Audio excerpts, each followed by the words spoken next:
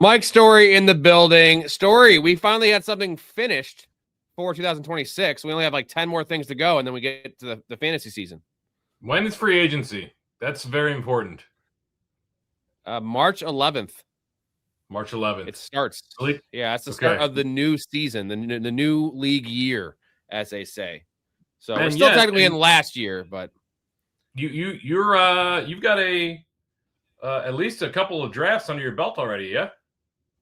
I got two early ones. Not as much as Dakota has like 10 or 12. So he's a real sicko. But so first note is two of our guys that we talked about on the previous show, which was Friday night, went off on the combine. We kind of predicted this. Mike Washington in particular, that guy's rising like a round or 2 rounds. And then Taylon Green, who is a freak of freaks. Very freaky. Yeah, I think you have to take Taylon Green's overall performance as a mixed bag, right? Because of the actual on-field testing was less than desirable relative to the athletic testing. So he is a freak of, outperforming Anthony Richardson is a feat in and of itself. But, we'll get into it a little bit about winners and losers. I have concern. I think a lot of teams are going to get enamored with the athleticism, but I think some teams are going to be concerned with the overall lack of total college production and definitely some of the accuracy issues that they saw at the combine. His production is actually better than Anthony Richardson, though. So as a prospect, he's actually ahead of where Anthony Richardson was experience-wise, stats, athleticism. So if anything, Taylon Green needs to sue Anthony Richardson, because if it wasn't for Anthony Richardson, I think Taylon Green would have been a first-round pick. Well, and now it's just never going to happen. And that was the NFL's fault. I mean, Anthony Richardson had one mediocre season. I shouldn't say mediocre. He had a very good statistical productive season. But they were barely above 500 and they were under 500 in the SEC East or whatever that division that they're in. Like, come on. I mean, I don't understand how the NFL got so enamored with Anthony Richardson just based on 1 year. It's just absolutely bananas. It was the combine. He was the ultimate combine hero, and this year it's Taylon Green. There's obviously Jeremiah Love, but he didn't even need to do anything. He did help himself a little bit. But real quick, I want to ask you: did you see Aaron Glenn falling asleep? Did you see this? I did not. No, he was falling asleep, huh? Dude, so I was watching live. I watched most of the combine live, and it was during the first day. Defensive linemen were running the 40, and they just showed, they're like, and Aaron Glenn's watching on. They had the camera on him for at least like 8 seconds, kind of like the Seinfeld scene when George is eating the ice cream. It's all over his face, and I'm like, I couldn't really tell. It looked like his eyes were closed, and like they had it on him, and then like they opened. I was like, oh, he must have been looking down. And then fucking shout out Downtown Sports and Mouth text me, and he's like, yeah, Aaron Glenn was falling asleep. So I have the footage right here. You have to see this. This is amazing. Daniel Jeremiah's top 50 prospects as Aaron Glenn looks on for the Jets. Fernando Mendoza 1. Jeremiah Love, who we'll also see on Saturday here on NFL Network, the running back from Notre Dame 2. He popped awake there. Like, when you get shaken awake. Yeah. He's just, 100%. He's such a clown. Like, he is such a clown. I got to get glass cleaner. Keep talking. I'll be right back. I just got to clean. It's so bad. It's so bad. And it does remind me of the Seinfeld scene, not even the one I mentioned, but this one. George, have you seen that American League directory? It's a big green book. Right here. So we got Aaron Glenn falling asleep. He's a defensive coach. This was during defensive line drills where they need a lot of help. So it was a bad hiring from the start, but like, dude, it wasn't even, it was the first day. It was pretty early in the process. It was, probably 2:00 in the afternoon, bro. Like, that is just disgraceful. And like, I brings me back to my dad, who would always fall asleep, like when we were watching movies and I get pissed at him, and he'd be like, I wasn't sleeping. Jeremiah's top 50 prospects as Aaron Glenn looks on for the Jets. Fernando Mendoza 1. Jeremiah Love, who we'll also see on Saturday here on NFL Network, the running back from Notre Dame 2. Yeah, it was such a bad hire. That's just icing on the cake for that guy right there. Unbelievable. And he's a defensive coach. That was defensive lineman. Like, if it was like offensive lineman or something, maybe I'd give him a pass. But like, that's his expertise. Like, dude, come on, Aaron Glenn. Like, what a bad. Has there been a worse like first year? Just because remember the play where they returned the touchdown and he was like running up and down the sideline cheering, and they ended up losing the game. Oh my God. Act like the fact that he was praising his defense when they were like bottom 3 in the NFL, like all the things, all the stuff. He's awful, and it just kind of comes back to the fact that Dan Campbell's better than we thought, and Ben Johnson's clearly better than we thought. That's all they had there because he's a clown. Bad coordinator, even worse head coach. Do you think he makes it through the season, Storey? No. I was floored that he didn't get fired after the end of the year. I would have had good money on him being one of the first coaches fired right after the end of the season. But I think we're looking at probably 8 games next year, 8-9 games, something like that. They need a scapegoat for next year because they're probably going to start off 1-7, and it just makes a lot of sense. Let's get to our top 50 prospects is Aaron. I'm falling asleep at the controls, just like Aaron Glenn. TB says, what a clown. He really is a clown. And I liked him as a player, though. I'll say that. I want to get to the combine here, and I want to get to our – got to play that in a while. What was your biggest thing, Storey, from the combine? Biggest winner, biggest loser? This is the big thing for me. Ty Simpson was probably the best quarterback out there this week. I was very shocked that Ty Simpson, who came in with some mechanics questions, who came in with some decision-making questions, that he had performed very, very well at the combine. I mean, by a mile. He was near perfect in the on-field drills, right? He was the mechanic questions that we were worried about. They did not manifest. Great ball placement, great accuracy, all 3 levels of the field. Everything was really in line. I think he did himself a great – I give him like an A-, maybe an A, but I definitely think he improved his draft stock. And it's hard for quarterbacks to improve their draft stock. A lot of it is already determined coming in. I think he probably cemented himself as the number 2 quarterback in this year's draft and probably bolstered his draft stock into somewhere in the top 20, I would guess. Oh, I mean, I figured he was already the number 2 guy before just by default because he does have, he's got that upside that people say. I don't see it, man. I don't see much. I see Zach Wilson is what I see. And you mentioned that he did a lot of good stuff on the on-field drills. Zach Wilson did too, right? And like, I don't care about that. Like what I saw on the field with a stacked Alabama team was just not enough. He's too inexperienced. He's small. Like, He's going to be injury prone. Like I feel like I see Zach Wilson. I see JJ McCarthy. That's what I see when I see him. I mean, think about it. JJ McCarthy was drafted in the top 10, Storey. So this guy's going to go after that in a bad class. I'm not saying that I think that he'll be a success or a fantasy success. He'll have some fantasy success, I think. I'm not saying that he'll be a stud or even all pro. I'm just saying that when it came to the on-field performance this week, it comes down to Nussmeier, Drew Aller, and Ty Simpson, not in that order, who really performed and increased their draft stock. And like I said, it's hard to do.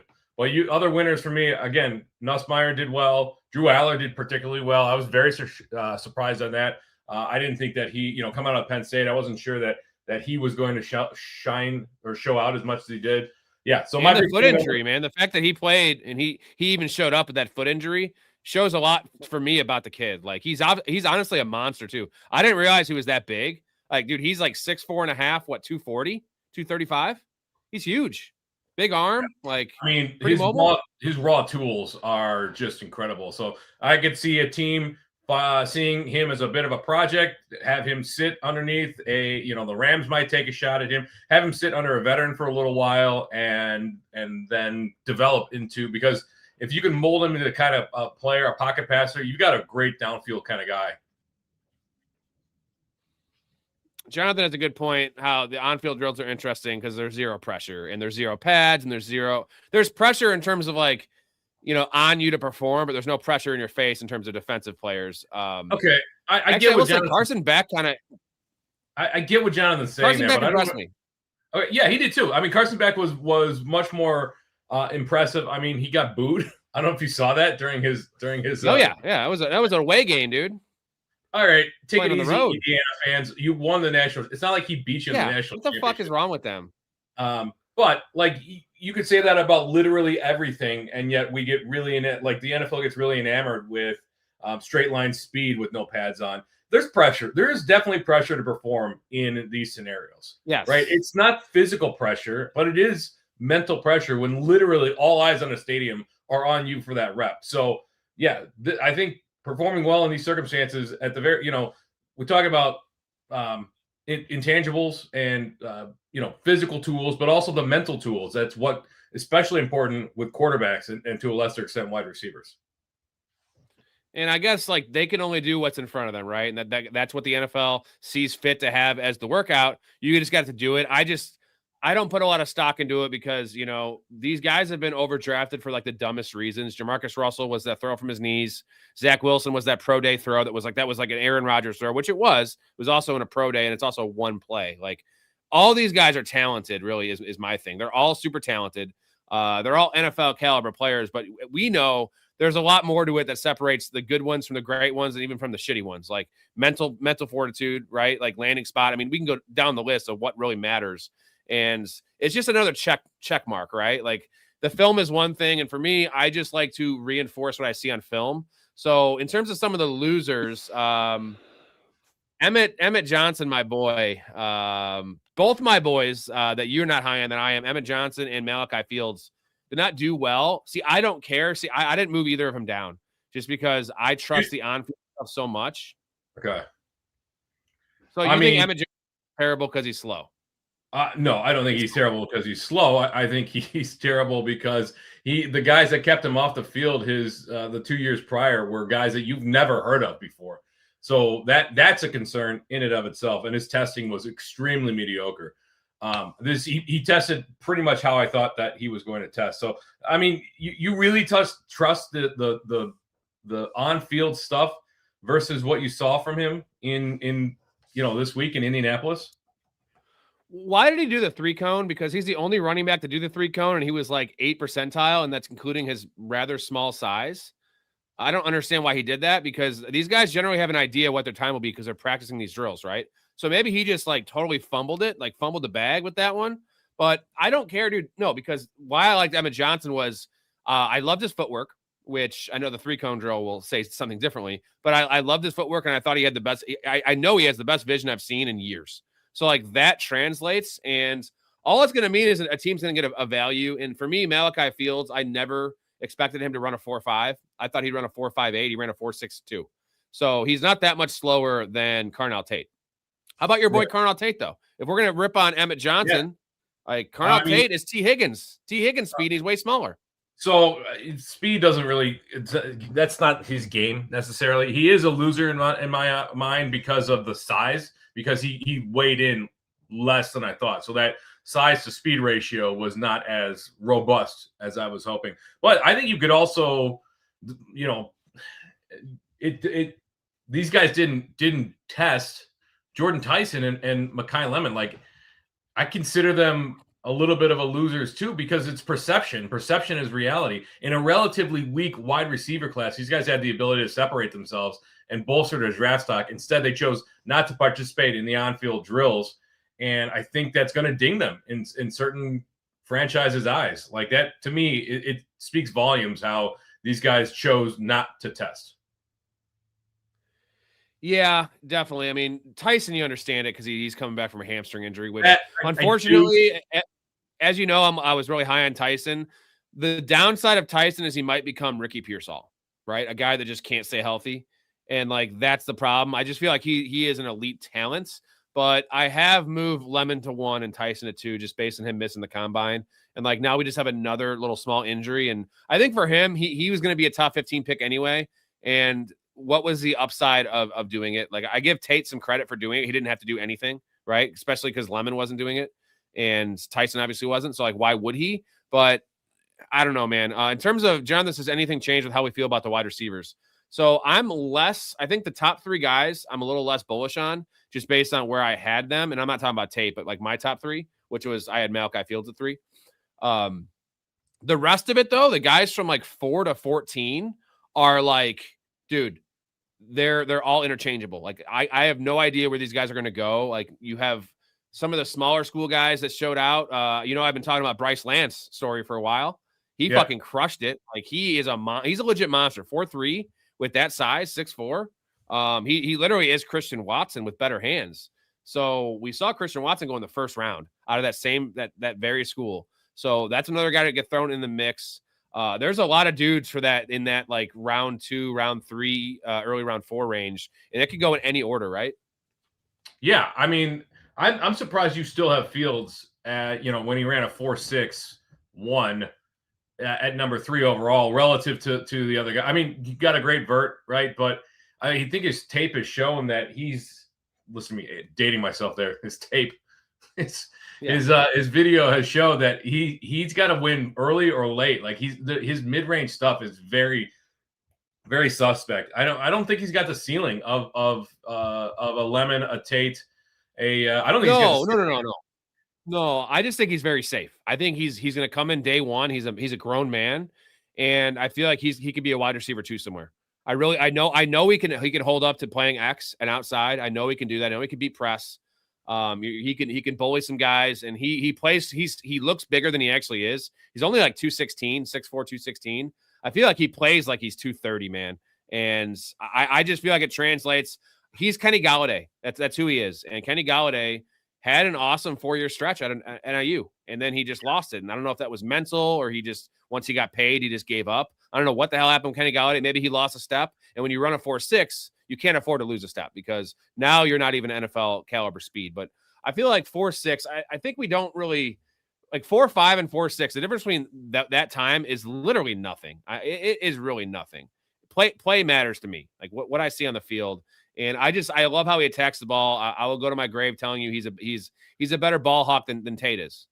Like if you give me a contested catch, he's better. I'm just telling you.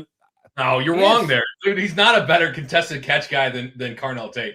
Not even close. Carnell Tate's a first-round pick. Malachi Fields will be drafted in the 3rd round. Malachi Fields will struggle to see the field his rookie year, and that'll lead to performance issues in the years to follow.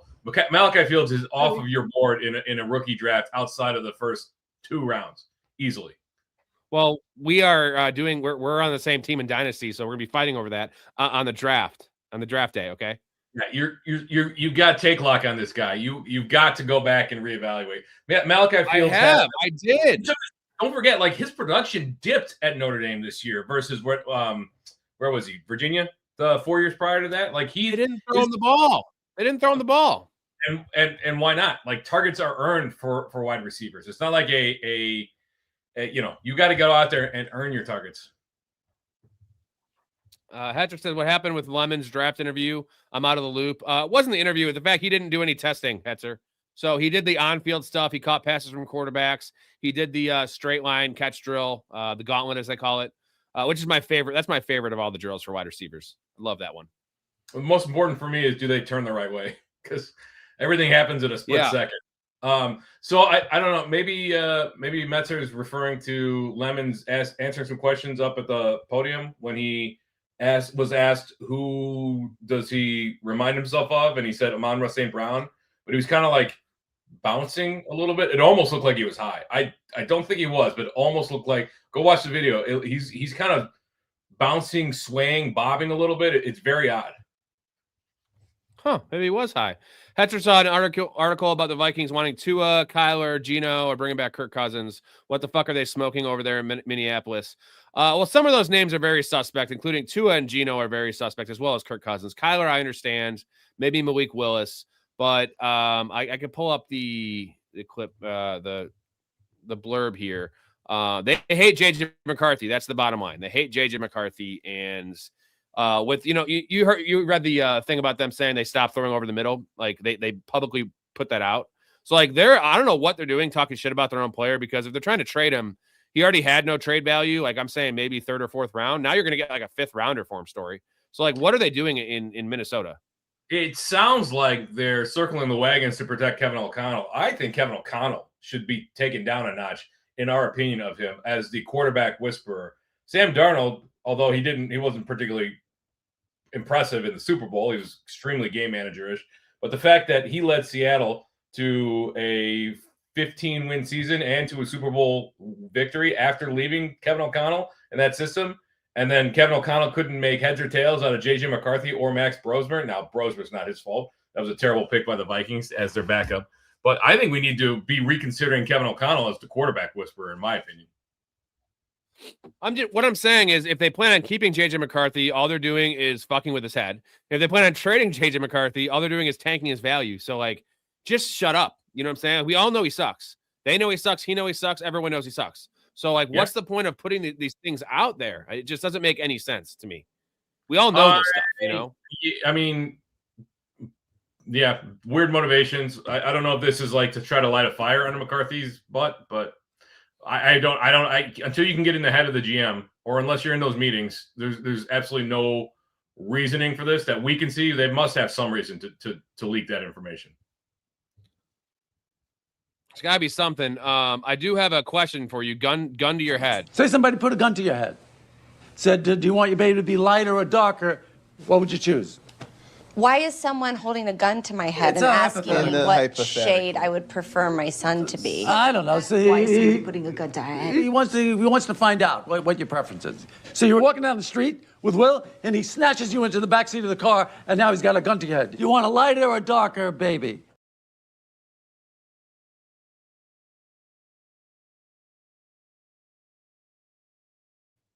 A lot of rumblings that Derek Carr is going to come out of retirement, right? Would you rather have Derek Carr next year starting for the Vikings, or would you rather have JJ McCarthy? Like, what gives you a better chance to win? Derek Carr. That's all I need to know. Then that means JJ McCarthy, at least for the short term, has no hope, because you don't have extreme hope about Derek Carr. You just think he's a professional quarterback, correct? He's a professional quarterback, and he managed the Raiders in a pretty solid way. He knows what he's doing, and he understands the assignment. JJ McCarthy doesn't even understand the assignment. JJ McCarthy doesn't even realize that he's sitting in the classroom, let alone understanding the assignment. He's still staring off into space with that weird grimace scowl on his face. He's still walking around. If he walks around town, he's signing people's cell phones when they're taking pictures or videos. He's like, check it out, man. I'm 9. Jonathan says Cooper Jr. in Indiana will be interesting. That's another guy that, like, surprisingly, his stock is way up, and he didn't even do much. But I think it was people expected him to run the 4.5s, but he ran a 4.43, which for his size isn't that impressive. But I think his tape is so good that, like, now he's above average athleticism. He checked all those boxes, and the tape's amazing, and people love this kid. So I've been reading a lot of some people saying he could go ahead of Tyson. Like, he is going to be wide receiver 4. I'm not sure you got everything correct in there. I saw a 4.42 for him. Okay, yeah, 4.42. Yeah, I mean, it's fast, right? He's got a decent vertical, 37 inches or something like that. He's got problems. I think part of the issue is going to be what we talked about a couple nights ago with his inability to get in and out of breaks cleanly. And for the type of wide receiver that he profiles, that's going to be an issue. So it will be. This is going to be extremely. I know a lot of these guys are landing spot dependent, but I think you can make landing spot independent conclusions on Jeremiah Love. You know, the top guys in the class, guys like Cooper, like you gotta know where he's going. Like, if he goes to Tennessee, it's a death sentence, right? If he goes to Los Angeles and he spends a little time getting to know the system, he could be a productive guy in fantasy in a couple years. You know who really disappointed me was Surratt, dude. I don't know if you watched the on-field drills with him. He dropped so many balls, like even in the quarterback stuff where they're just running for the quarterbacks. He's missed playing balls. He wasn't judging it well over his shoulder. He dropped, I think, 2 passes in the gauntlet. Like, this guy is supposed to be a hands guy, right? Like, he's not a speedster. He's not overly huge. So, like, he's supposed to be that intangible, you know, like a poor man's Puka Nacua. And he looks like none of that. So, like, Cooper, for me, I had Cooper and Surratt like relatively close. Like, I was lower on them the most, like 9 and 10. I'm going to probably move Cooper up a couple spots, and Surratt's not even touching my top 10 now, especially because he didn't run. I mean, like, it's possible that Mendoza paved over a lot of cracks in that wide receiver room this year. Yes. Like, I do have concerns about these guys, just from the way that they tested and how things came out. Surratt spent he did follow Cignetti from James Madison over to Indiana, but his 2024 season wasn't particularly noteworthy. It was pretty good, but it wasn't like blow the doors off, blow your socks off. This is disappointing. And I think that Mendoza probably masked a lot of deficiencies there. Yeah, and it was, you heard a lot of stuff about how their connection was so great. He was the master of, like, the back shoulder. Like, I give the quarterback way more credit than the wide receiver on those plays. And my comparison that's really recent is Washington. And I'm not trying to say Roma Dunze is a bust yet, but Jalen Polk is definitely a bust. He's out of the league, bro. And Jalen Polk was he a early second round pick, the Patriots? Something like that, yeah. Yeah, I mean, go figure. The Patriots take an early second-round pick receiver that does absolutely nothing in the NFL. Well, who's the guy from Washington State that you were like, he's got to catch a ball sometime, right? Last year, the rookie, Ryan Williams. Not Ryan Williams. What's his name? Oh, God, who we talking? Yeah, I know exactly what you're talking about. Yeah, it was. He was at Washington State. And I told you, like, they've got a bad track record with drafting wide receivers. But like Jalen Polk was a second-round pick, and his film was actually pretty good. I mean, he was kind of slow. He comps to Surratt for me, and like the fact that he was drafted that high and he's literally out of the league, like he makes Keon Coleman look like Odell Beckham right now. You know what I'm saying? Like at least Keon Coleman has had a couple like spots in the NFL. You know that game against the Bills or the Ravens, week 1, that was good. Like he's had a couple games where he kind of showed out a little bit. Like Jalen Polk has done nothing. He's fumbled. He's dropped passes. He's also been a knucklehead. So. And I think Jalen McMillan's fine, right? But Roma Dunze is disappointed. Like, so like all 3 of those guys were highly drafted, highly touted, and we might get one good pro out of those 3. So if it's between Cooper and Surratt, for me, it's definitely Cooper, like by a mile. Are you on that same page? Yeah, I am there too. Don't forget that Denzel Boston was on that team that had all those guys too. He might be the guy that we get that is actually productive coming out of Washington. Do you like him? Because he didn't really impress me. And I'm not going to say like, cause he dropped a couple of passes, his movements, and his film's just, it's so hard to tell. Sometimes the combine's almost more important in a way because you're not seeing defenders, because sometimes it's hard to judge the caliber of defender, where in this, you're just watching these guys move like next to each other, right? All these elite prospects. And Denzel Boston, I know he's a huge guy, but he just did not impress me. His hips are pretty stiff, man. And he doesn't seem like a natural catcher of the ball. And like those are red flags for me. And I know his size is going to get him drafted probably in the 2nd round, but is size enough for a guy like that? Yeah, well, so he didn't test. Like he participated in the drills, but he didn't test. And so there's a yellow flag, just like Mekhi Lemon right off the bat, number 1. I don't necessarily agree with you when it comes to being a natural catcher of the ball. I think that's fine. I think the biggest challenge is he's not really a natural receiver. Everything looks a little clunky, I guess. He's not very, do you know what I mean? He's not very fluid, right? He doesn't seem to me like the position is natural to him. He's working way too hard on it. So you're right. His size 6'3", did he 6'3" or 6'4"? Yeah, I think it's 6'3.5". Okay. It's pretty big. Okay, yeah. Oh, it's right in the middle. 3.5, 210. Like his size will definitely get him drafted in the 2nd round. Whether or not that translates into the NFL, I have a lot of questions. And again, like anytime a guy chooses not to participate, like it's going to raise some eyebrows. A lot of teams are not going to like that. And this isn't like not playing in your bowl game or not playing in the Senior Bowl because you don't want to get hurt, right? This is like there's almost no injury risk to participating in these drills. And if you don't like that, what are you? I don't know. I think some GMs look at it like, what are you hiding there? And some people will say his size will mask what you said about him just kind of being robotic and not so much not agile. He just looks stiff. And I'll tell you this much: DK Metcalf is his biggest weakness, right? Is his agility and him being stiff, right? And DK Metcalf is the freak of all freaks, size, speed. Like he is such a better prospect than Denzel Boston. It's not even funny. And we all would agree DK Metcalf is kind of disappointed throughout his career, just based on his physical gifts, right? And I feel like he struggles with that. And if Boston struggles with that, like Boston is like literally the D- version of DK Metcalf as an athlete. So if Metcalf has been struggling with the same things, like I'm a little worried about Denzel Boston. And I did have him at wide receiver 5, and I went back after I watched just how he looked at the combine, and I moved him down, man. I moved Tate ahead of him, just for you. Go back and watch some of the games this year, in particular the game against Boise State. Like Boston has trouble like against press corners. Like he gets knocked off of contact far too often for a guy like DK. I guess it's a good analogy. DK Metcalf to me has always been like there's nobody else that has the physical tools that he does. Like go back and look at his time at Ole Miss.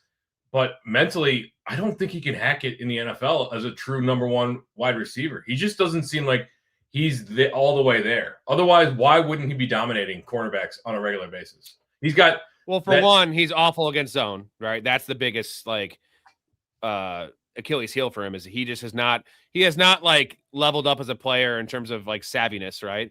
And then number 2 is he is stiff and like he is pretty easy to read in those routes. Like JSN, like the biggest strength JSN has is that his head is on a swivel. You can never predict his movements, and he's so quick. Like DK is not quick. He's like Derrick Henry, right? Derrick Henry's very, very fast when he gets going, but Derrick Henry, if you get him in the backfield, Derrick Henry's very slow.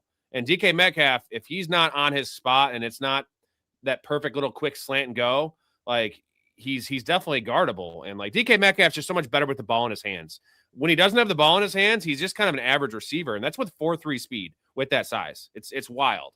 Yeah, but I mean, and that's crazy that the teams don't trust him. Neither Seattle nor Pittsburgh trusted him enough to get the ball in his hands to manufacture touches. Why aren't they doing more bubble screens? Why aren't they moving him around the formation, jet sweeps, short stuff, sluggos, mesh routes, anything to get him the ball and get him moving in space? You're right. He's not quick out of his breaks. Also, his footwork is pretty bad. And like, watch his hips.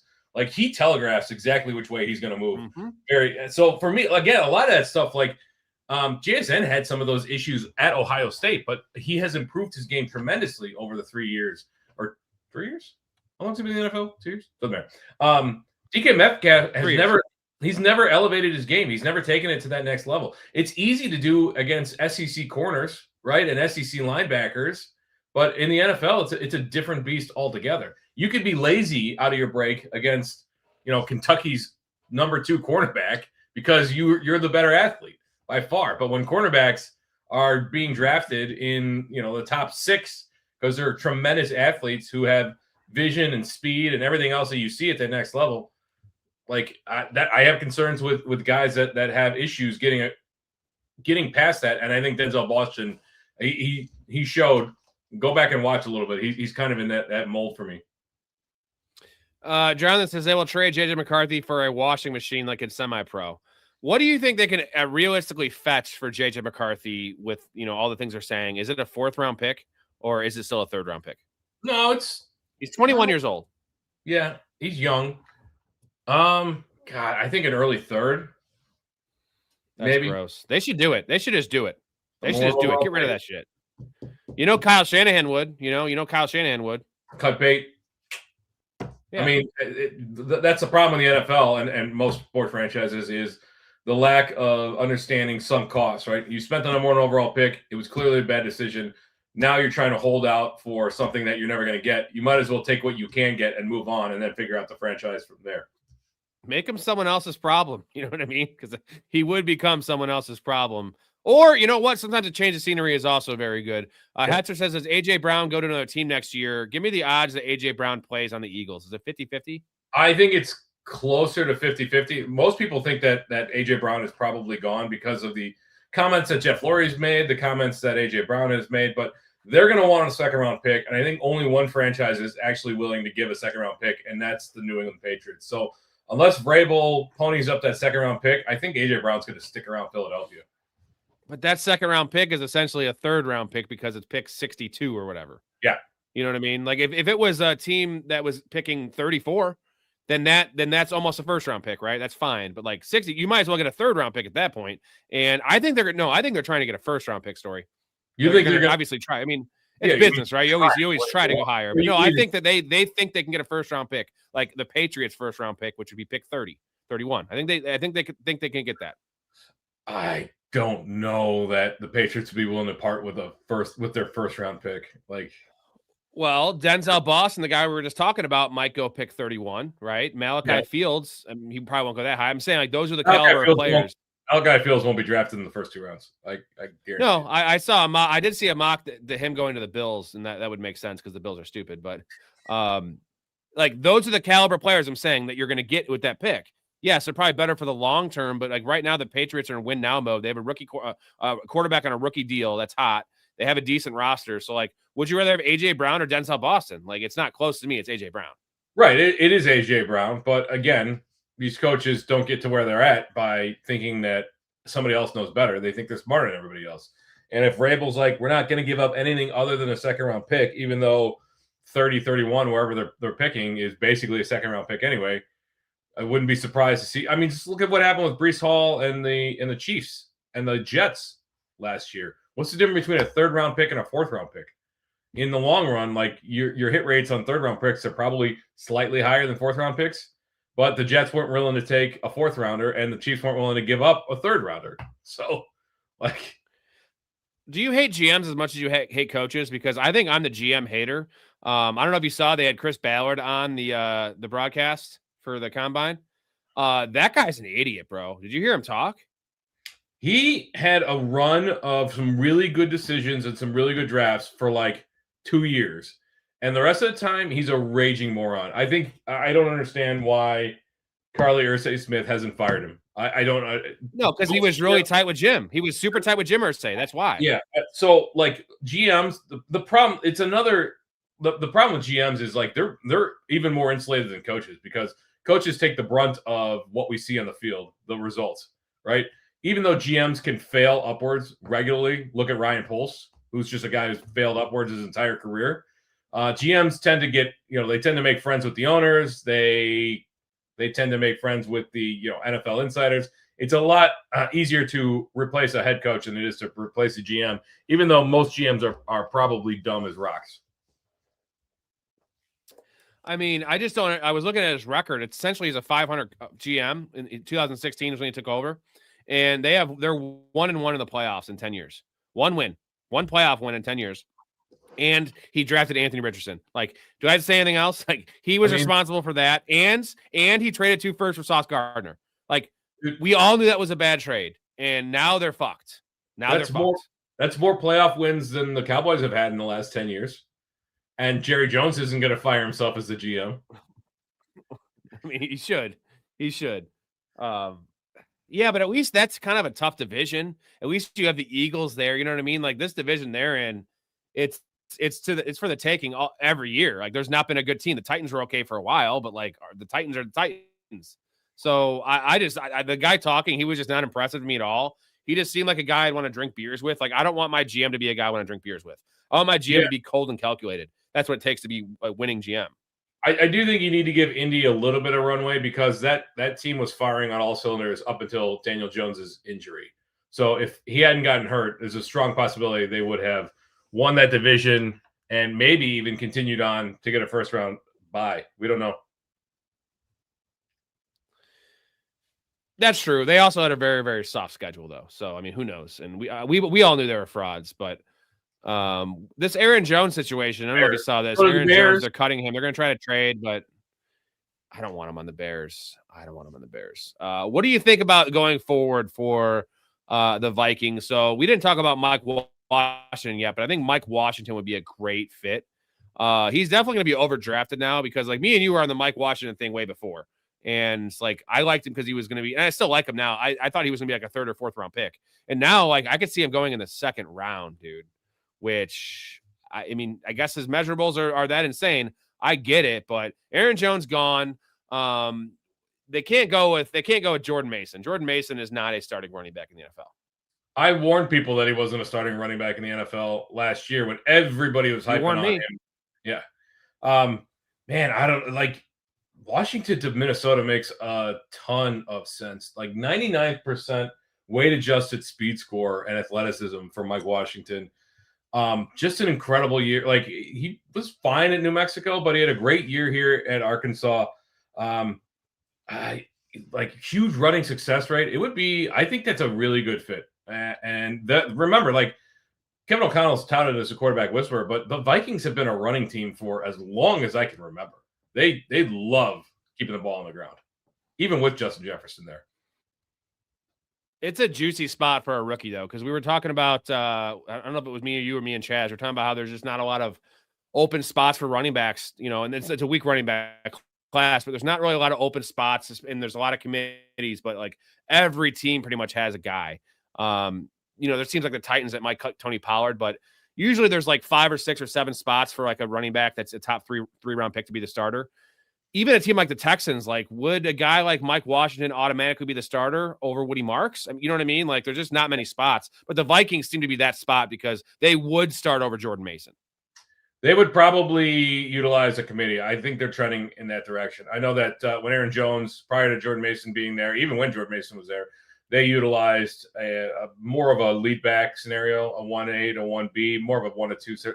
But I think they're trending towards every team is trending towards a rotation, right? A committee, so to speak.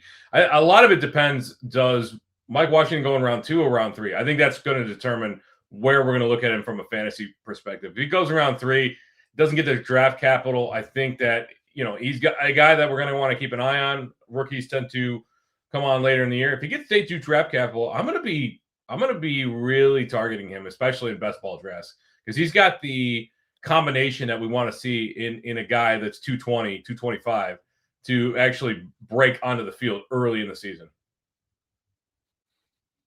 Yeah, we saw my comp was Raheem Mostert. Remember, I gave you that comp even before he ran the 40.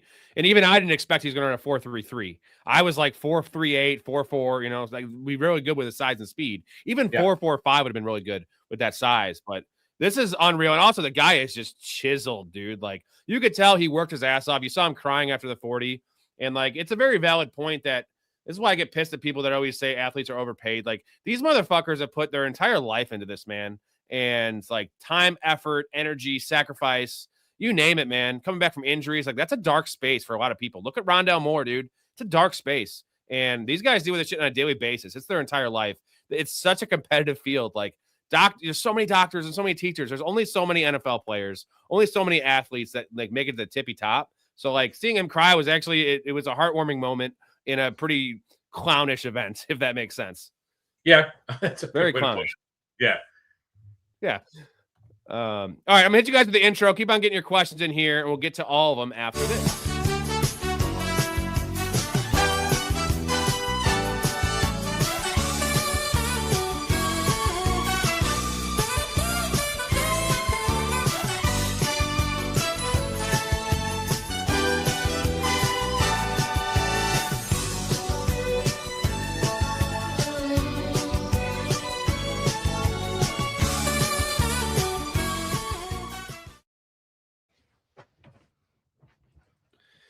I hate looking at Carson Beck. What an ugly, weird-looking dude. He seems like a prick too. You think he's a prick? Yeah. Oh, he's a prick. Have you not heard him in interviews? I tried. I turned it off because I don't want to look at him. Dude, he was a prick going back to his freshman year at Georgia. Yeah. I don't like him at all. He did kind of impress me, but I don't like him. You know who's also not a prick? It's Helen Hunt. Oh, Helen Hunt. Like we talked about. Very nice lady. Yeah, she's cute. Very nice later. Okay, real quick, shout out to the Patreon Army. Appreciate all of you guys for supporting the channel. If you're interested in supports, professionalfanatics.com or link in the description. Besides just supporting us, access to the Discord community, 70 people strong, community fantasy leagues, and I have like 5 or 6 redraft leagues you guys can join. Play against us, play with us. Definitely play with me. You know what I mean? Guest appearances on the pod, sit next to me in Storey, talk some ball, free merchandise giveaways, free hats, free shirts.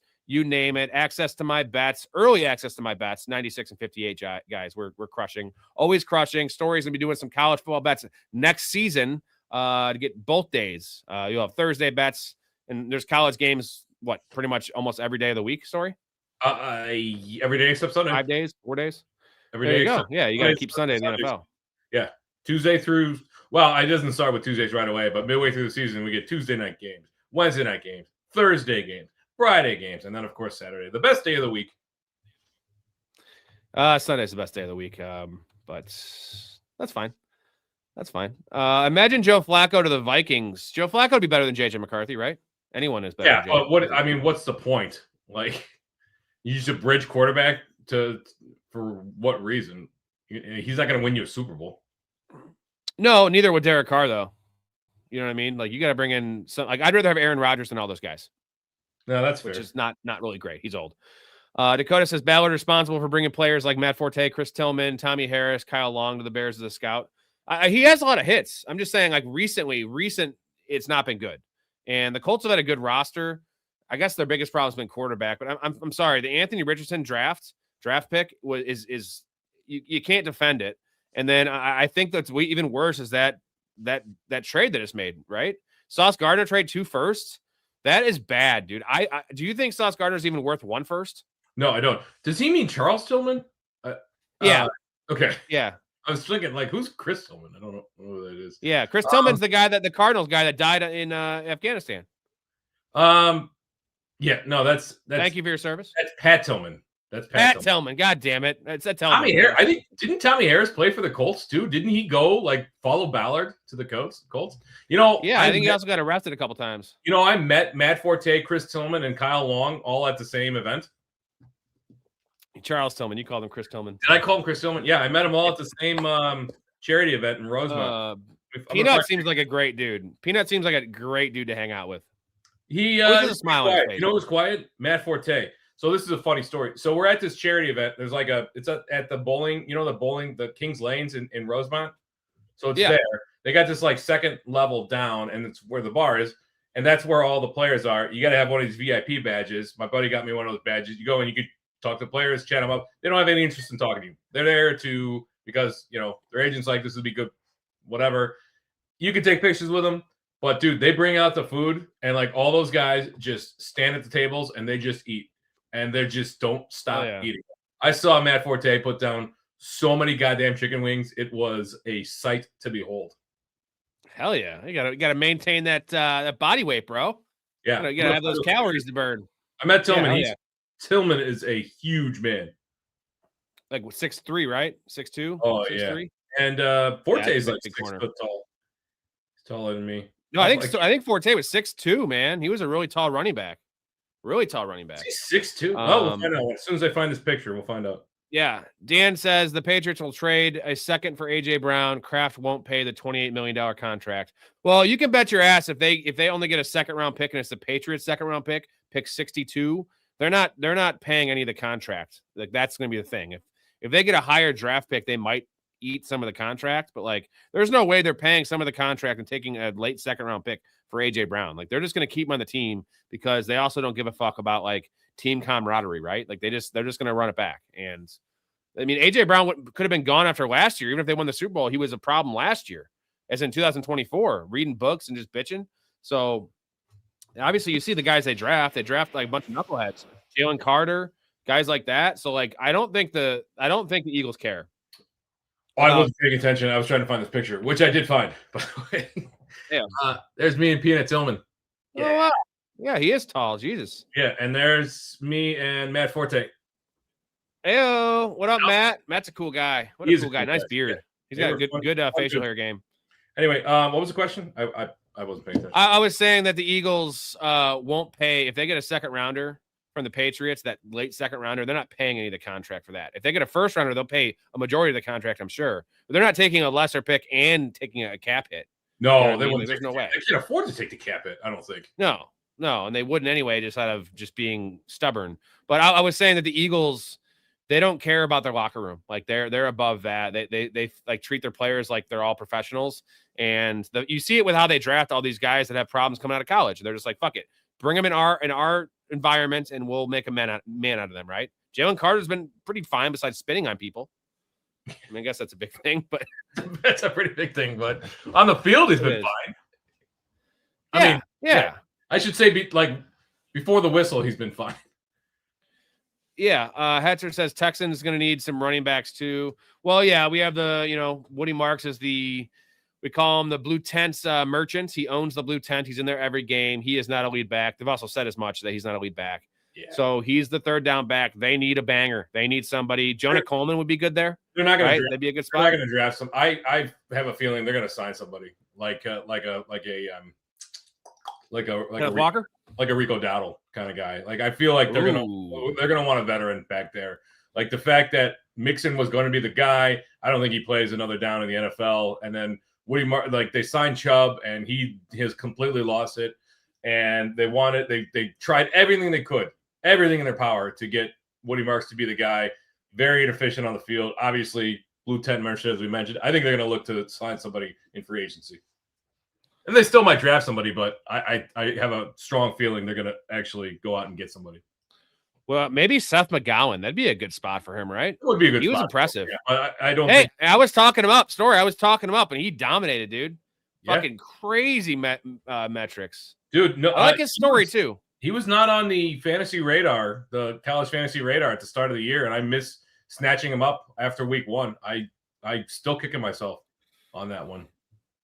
I like his story too now, because I feel like he actually paid his dues. The guy served 3 months in jail, like not just like a slap on the wrist. He served jail time, and the fact that he came back, had to play in a Division II school or whatever it was, and then worked all the way up to Kentucky, and now he's beyond in the draft process. Like he is firmly going to be drafted on maybe late day 2, early day 3.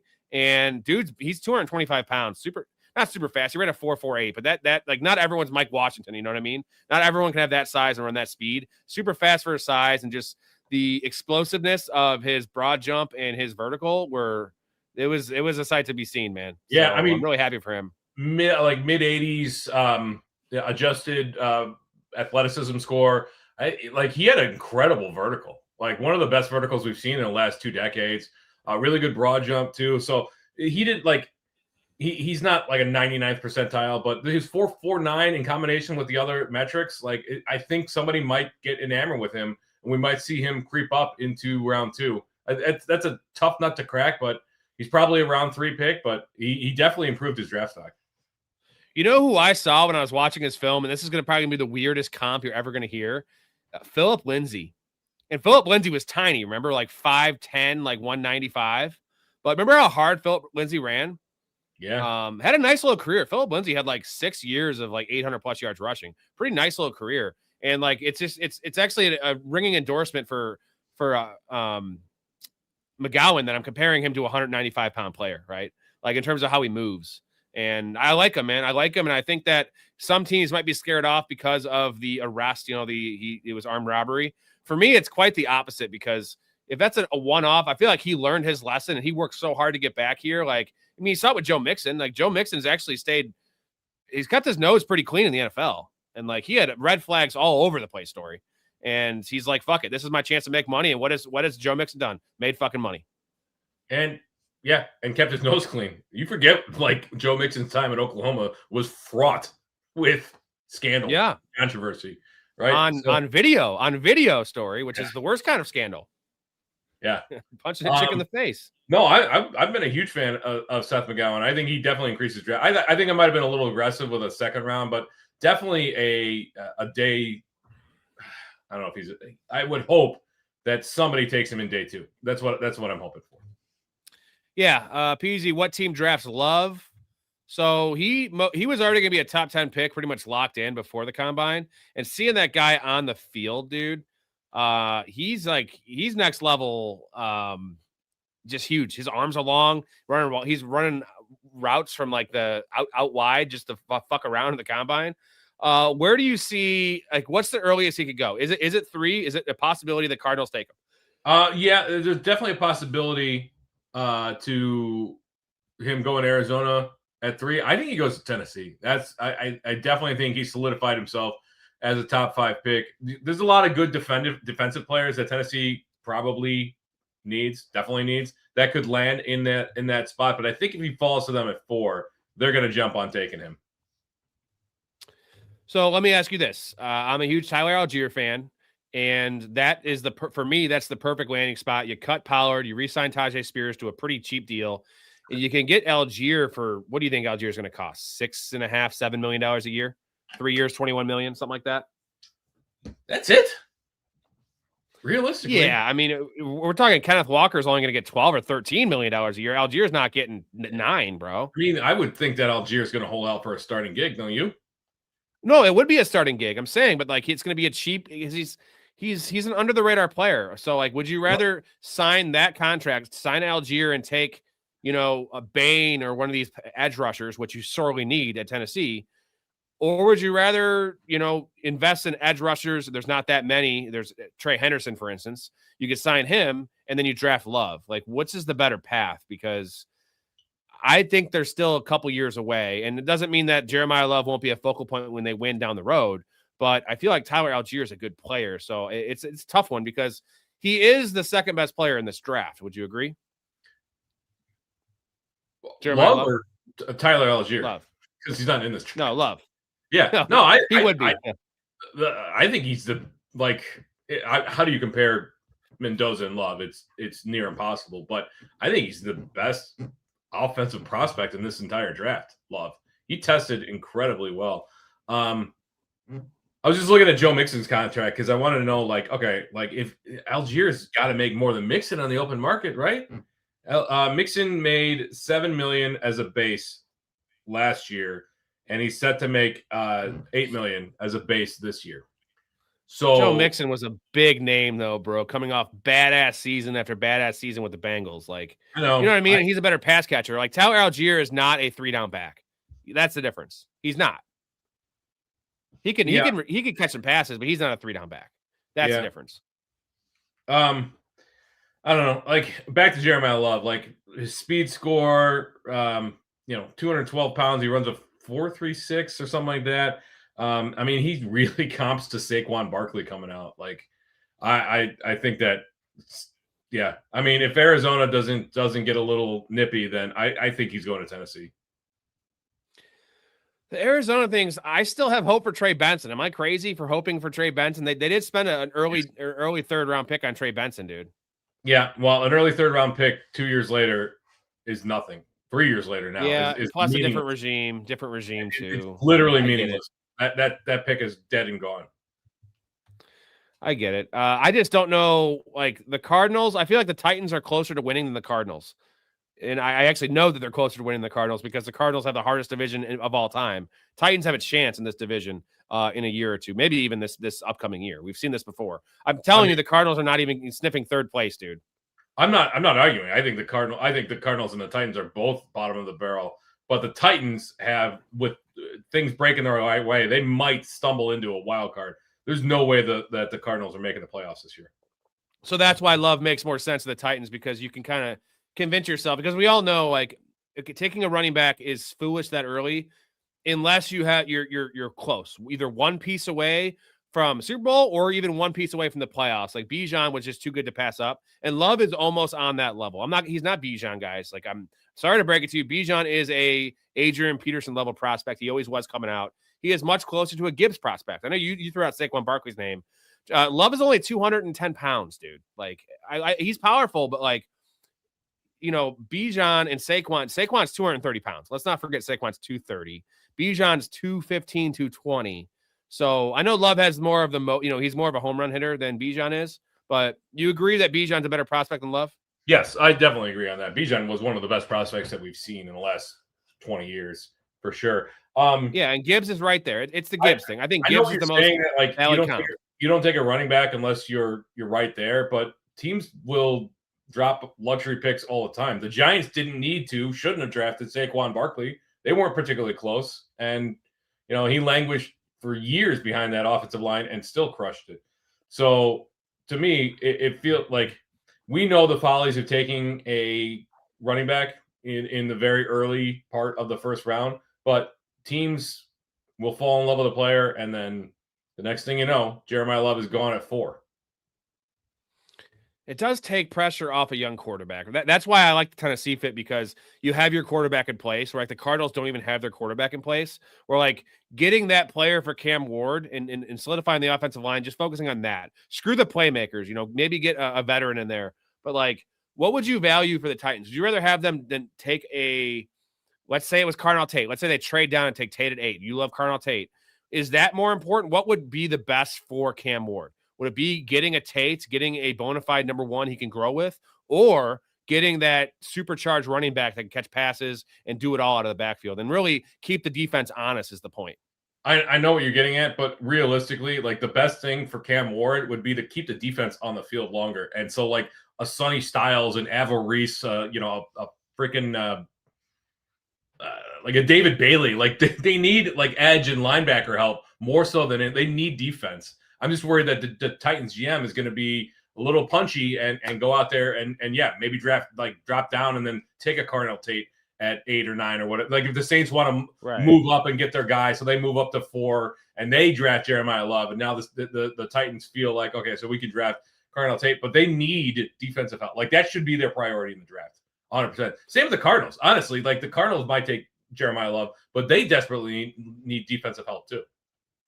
Well, the difference is the Cardinals have an offensive head coach, and Robert Saleh is the head coach in Tennessee. Robert Saleh wants one of those elite edges because they are elite.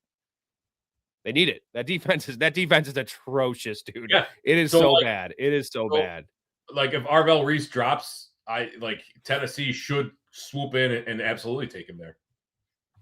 Did you hear this report about Ashton Genty? They want to have a compliment, which is coach speak, if you ask me. Obviously, you always need another guy in there. Ashton Genty's not going to take 100% of the touches, 100% of the snaps, but like he's not going to have a less of a workload than he had last year, right? There's just no way it'd be the same, maybe more. I think Ashton Genty had like the 4th most carries of any rookie over the last 25 years, something like that. So it's very possible that he has a lower workload than last year. Like, what's weird about that story is remember in the early part of the season they were actually taking him off the field a lot for that white running back. Oh, Dylan Lobby. Yeah, dude. So like I'm saying, even with what you said about him having all these touches, that's including the first 6 weeks of the season where he's only playing like 65% of the snaps. So I feel like they drafted him this high. Like he is not a small running back. Like Ashton Genty's a monster. You don't have any injury concerns with him or him wearing down. He's young. Like I don't know why they would do that. They have to. He's the best player they have in offense besides Bowers. Keep him on the fucking field. You got to bring someone in just for like you need someone better than Raheem Mostert. I think is the point. Yeah, sure. I don't disagree. But I think we have to take Clint Kubiak at his word.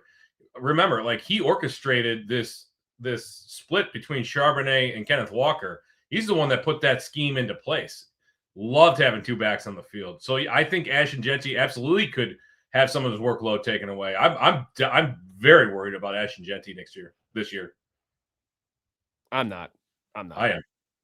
Well, I'm not worried about the workload. I'm worried about the offense. That's the worry. It's like how many touchdowns can he score? It's not the workload. Well, I mean, if they do take what was his total snap percentage for running backs last year? Ashton Genty. It ended up probably being top 3, top 2, right. maybe. So, and Clint Kubiak coming in, you're telling me that he's not going to want to have a 60-40 split? He does, but that would just be foolish because that makes the already bad pick taking him that early even worse. You're not going to utilize. But he wasn't there. It's not his pick. Right. Yeah, it's a good call. Dakota says, yeah, Ballard's a bum, is just providing context. We love Dakota. Shout out Dakota, professional fanatic. Appreciate you. Also, we have our media manager in the chat, Blake. What's going on? Kentucky boy McGowan. Blake loves all things Kentucky. And he's got a chubby for McGowan. He loved Ray Davis as well. We still love Ray Davis. Yeah, Ray Davis helped me win a fantasy championship a couple years ago. Fucking great story too. Ray Davis was once homeless. What a guy. Blake, he runs like he's talking about McGowan, runs like Pacheco when Pacheco was actually good. Was Isaiah Pacheco ever actually good? I think we might have been fooled by the numbers because he was on the Chiefs. Well, I'm talking about in the pros. Oh, I mean, he was a bit of a compiler on the Chiefs. This is before they brought Kareem Hunt back. So, yeah, I don't know that he was ever good, but he was certainly serviceable. And he was, his rookie year was half. I would say his rookie year was good. It was good. Yeah, it was good. Yeah, I don't know what happened to him, though, because he's a whole different player. And I know he broke his fucking fibula, and is that it? Because a lot of guys break their leg and come back. I think, a lot of guys, especially, you're talking about a 7th-round pick. Like, what's the average lifespan of a 7th-round running back in the NFL? It's probably 1 year, right? So the fact that he had 3 years, one of which was pretty productive, is, I think, you're beating the odds right there. Furious, I'm not going to lie. I like the Cards just taking Love. Is that your best? What's your best fantasy destination for Love for this upcoming season? I give you the Cardinals. I give you the Titans. I give you the Commanders, the Saints, and the Chiefs. Those 5 teams, all in the top 10. Well, I know a lot of people are really high on the Chiefs Chiefs being a good spot for running backs. But realistically, since Jamal Charles, have we had a consistent year in and year out producer at the running back position? We've had guys that we could start, but from a fantasy perspective, we had Pacheco's rookie year. Kareem Hunt had his moments last year. Have we, everybody's in love with Andy Reid and Mahomes, but realistically, is that a good environment for a running back? Well, you'd like to think they would understand they have a generational player and not to pull him off the field for a Jerick McKinnon type and just use him in that way as well. But I think the Saints is probably the best for usage. You're going to guarantee you're going to get the Ashton Genty usage, right? I feel like a team like the Chiefs, you might get the rookie season Bijan usage, right? Yeah. Washington might be the spot though, just because Pairing him with Jaden Daniels, dude, is scary. If Washington wants to stop effing around with these scrubs, no offense to Chris Rodriguez and Ja'Cory Krosky-Merritt and Jeremy McNichols, but if they want to stop screwing around and actually implement like a lead back, Jeremiah Love would pop off in Washington. Yeah, he would definitely destroy. And I just want to have another one of these guys that's going to be an electric first-round pick. And I know you said it on the show on Friday that he's going to be overdrafted. He's going to be a first-round pick. He will be depending on where he lands, end of the first. I mean, where did Ashton Jetty end up last year?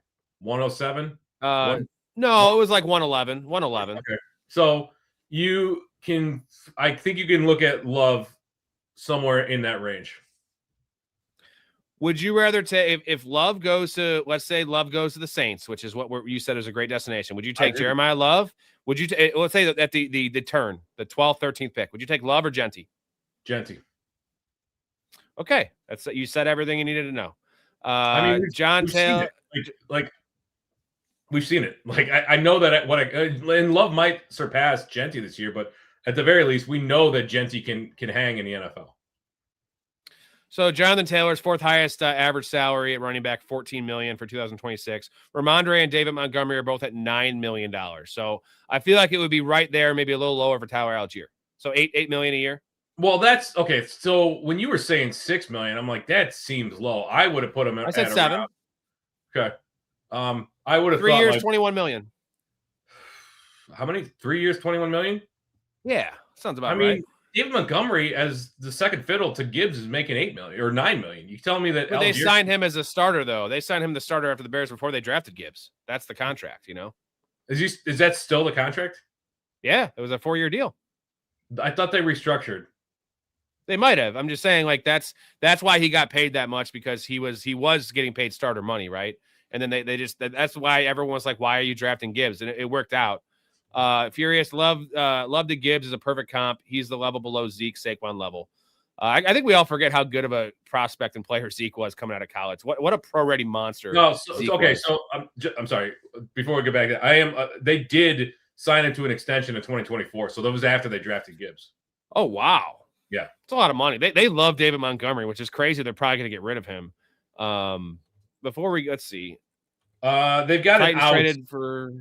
They've got an out, but like his contract technically goes through 27, but they do have an out in 26. So yeah, that's a bit of a while. He's not making $8 million though this year. His cap hit is $8 million, so they front loaded his signing bonus.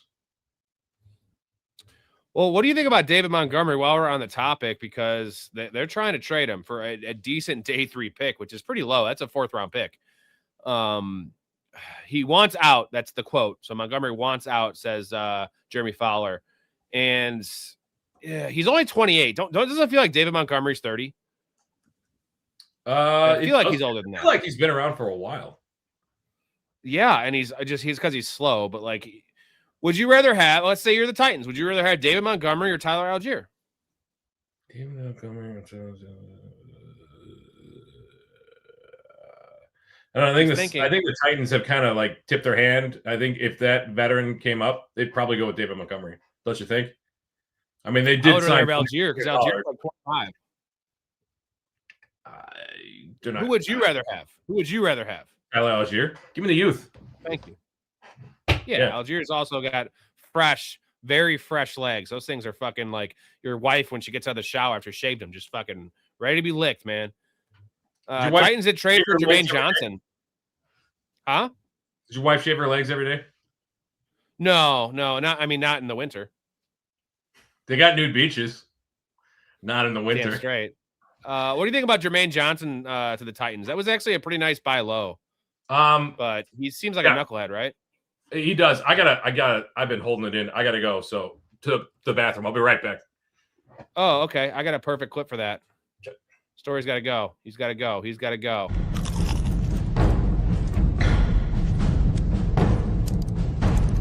Stone shield potions should be... Oh, God. I'm gonna have diarrhea again. You can't go to the bathroom. You're stacking Sunder armor. It's okay.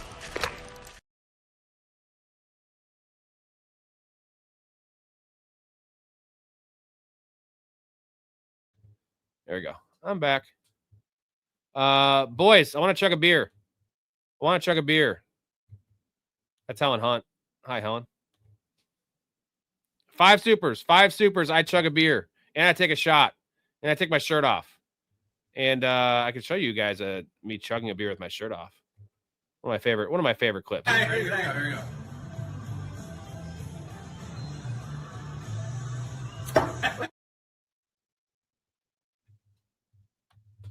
I'm back. I'm not muted. Okay, good. All right, where are we at here in the chats? I do like the Jermaine Johnson trade. He is a pass rushing specialist, so I don't mind that one. Storey's going to love this comment when he gets back. Who will draft Tennessee's wide receiver, Brazzaville? He calls him Brazzaville. I think it's Brazzle. I think it's Brazzle. He's a Tennessee wide receiver. They're terrible, so I don't think anyone should draft him. He does seem kind of like a monster, but he is just a fucking speed. He is pretty much just a speed guy that has a little bit of size. So not really a fan of him. I'm curious to hear what. Thank you, Jonathan, my guy. Jonathan can be a member of the Dynasty League, Dynasty Startup, which is going to be awesome. I don't want anything to do with a Tennessee wide receiver. Storey's going to agree with me on this one. I already can hear him thinking about this one. Tennessee receiver, is it Chris Brazzle? Brazzle. Yeah. Who's going to draft him, and where should he go? Third round? Yeah, he'll probably go in, I would guess around end of third, somewhere in the fourth. But it's impossible to predict where these guys are going to go after the first, the top of the line guys. We can make speculations based on the first round, but we have no idea, like come round 3 when the wide receivers start coming off the board, who's going to draft where. Where would he be a good fit? Tennessee in college. Go back to college one more year. Yeah, I think he's kind of maxed that out. No, I got one for you. Ravens. Complimentary piece to Ravens. I was going to say Washington. He'd be a nice complimentary piece to Terry McLaurin.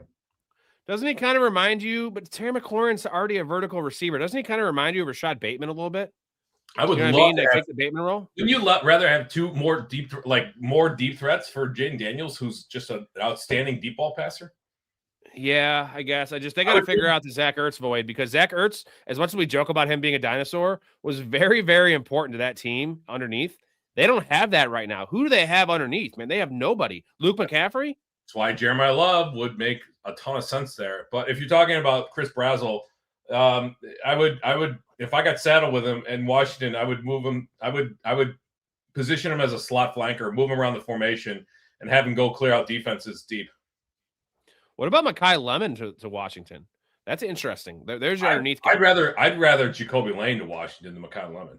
I think that would be an outstanding fit. Yeah, I think you want to make a splash. You got to give Jaden Daniels some love, though, man. That's true. What's going to happen with Tiny Dancer? Kenneth Walker. We're still calling him Tiny Dancer. Thank you, Dakota, for calling him Tiny Dancer.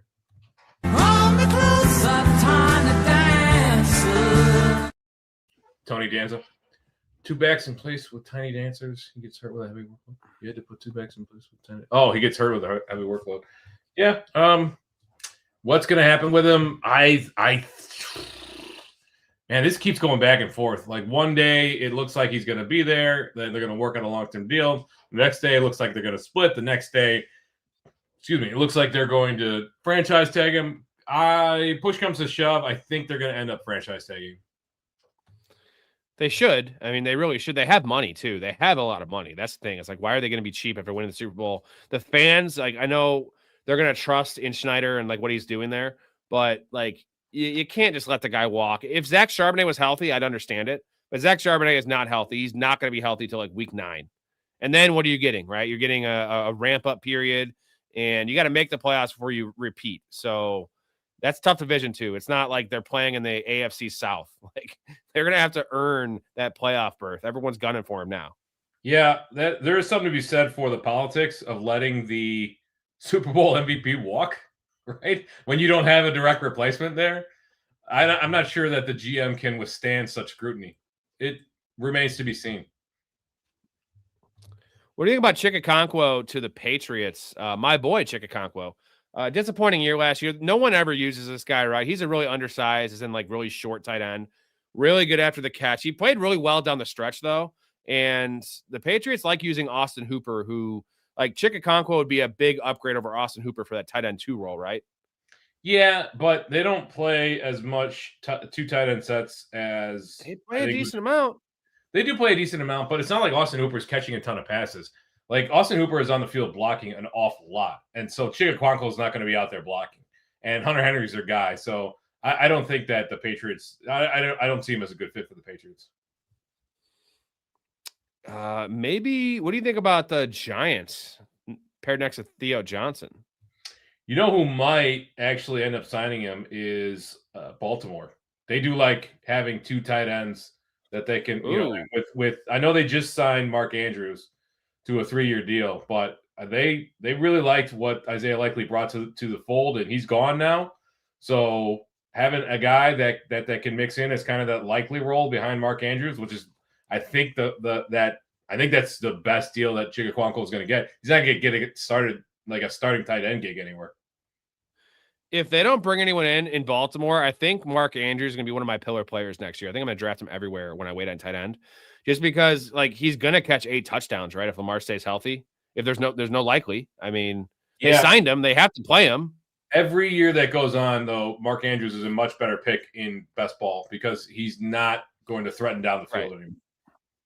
No, but it's just like you can do a lot worse than like essentially what you're doing if you're talking about tight end 12 off the board, like being the last thing to take one. You're streaming the position, and like Mark Andrews will give you the numbers of a streamer, but he'll give you a lot more spiked upside of those 2 touchdown games, which he has two or three a year of. Like it happens every year. I hate Mark Andrews. I think he's terrible, but like what does he do? He catches touchdowns. It's like the Moneyball scene. What does he do? He gets on base.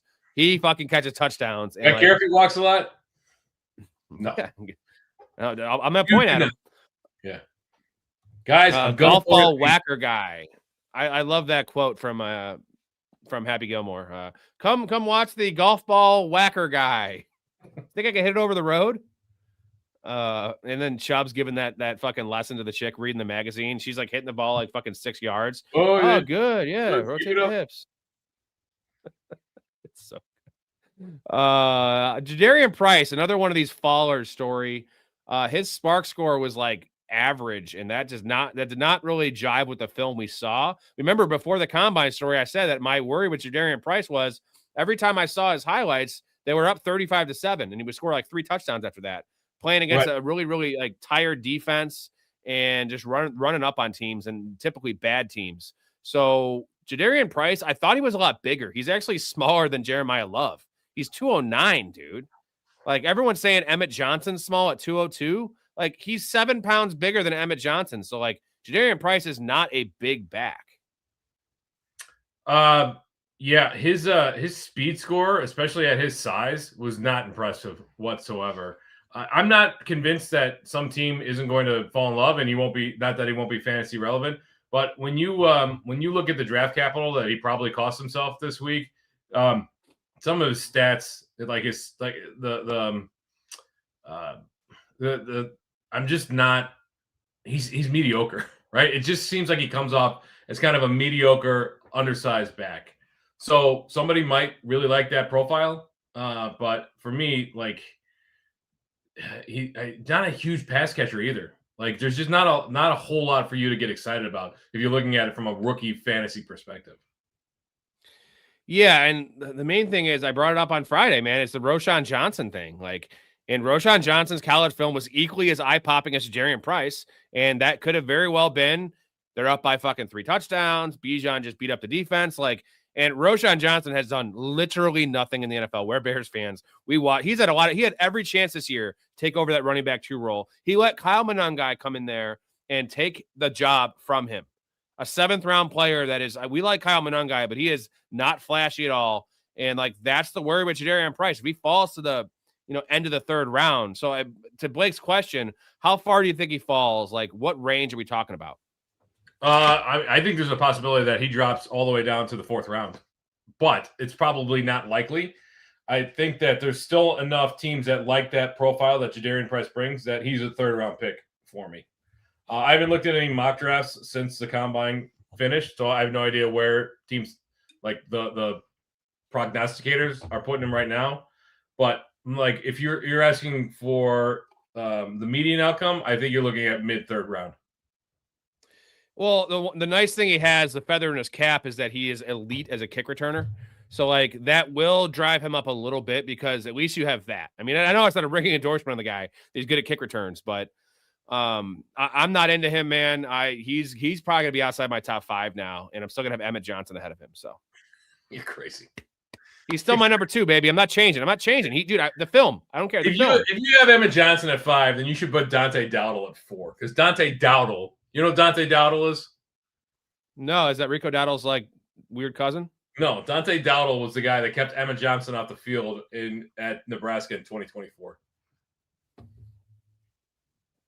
I don't care. Screw you. Dakota, when in March will league be filled and league settings be discussed? Pretty soon, Dakota. So we'll figure it out. We have a lot of stuff to vote on. Pretty much everything is up to discussion, platform, settings, scoring, payout, you name it. That's the way I like to operate my leagues. I like everyone to be happy. And it's a democracy up in here, right? It's all about democracy. That's what we like. Yes. Or constitutional republic, if you would prefer, which means that you elect representatives who then will make decisions on your behalf. Yeah. Hey, you mentioned that you haven't looked at a mock draft. I was just thinking of how dumb mock drafts are before free agency is over, because like it just defeats the purpose, because there's like you mock a guy to go to, you mock Jeremiah Love to go to fucking Tennessee and they sign Kenneth Walker or something. And like, so it's just stupid. Like, I know people want content, but like, I just don't believe in it. So for mock drafts, I understand why they exist, and they're helpful in that they help you get an overall sense of where prognosticators think guys will go. When you look at the guys that bust out a new mock draft every week, like that's just the ultimate masturbatory experience. Like, why do we need to know what this guy is thinking? Oh, you're going to predict that Tennessee trades with Seattle and blah blah blah. Like, it's just jizzing on a page and calling that content. It's just content for the sake of content. It provides virtually no useful and actionable information. I absolutely hate the proliferation of mock draft pundits that pop up this time of year.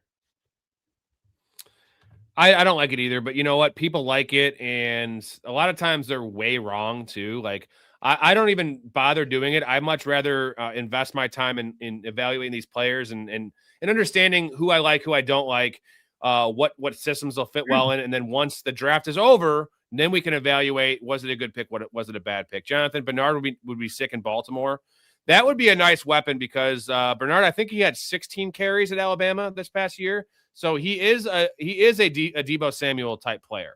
And what better use of that than in a Ravens offense with Lamar Jackson and Derrick Henry? Another guy, and Zay Flowers, another one of these guys that they can line up in the backfield, throw swing passes to.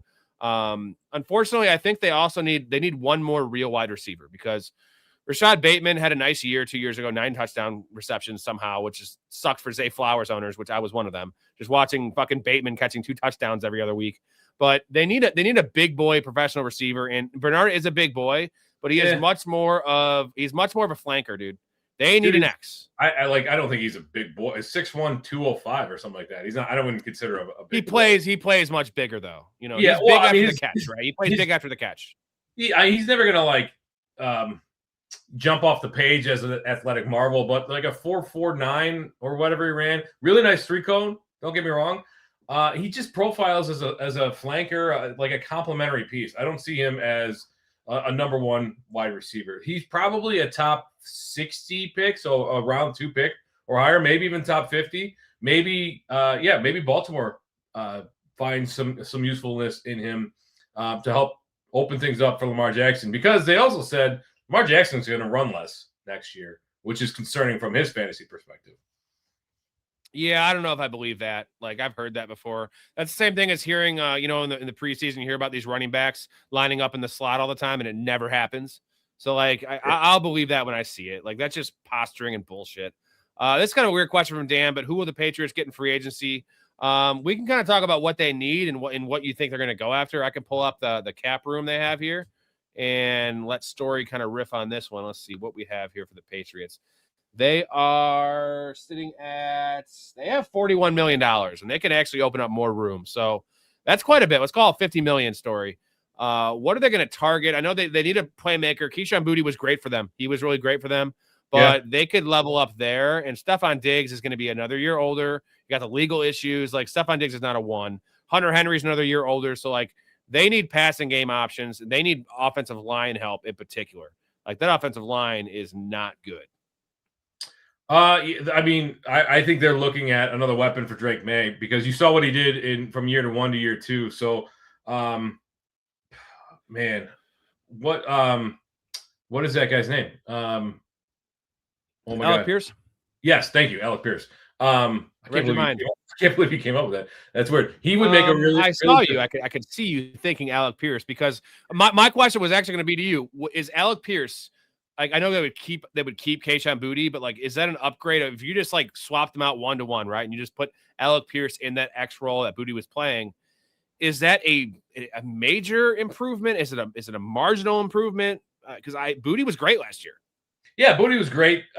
He was not very consistent though, and so it would be nice to have somebody that they can.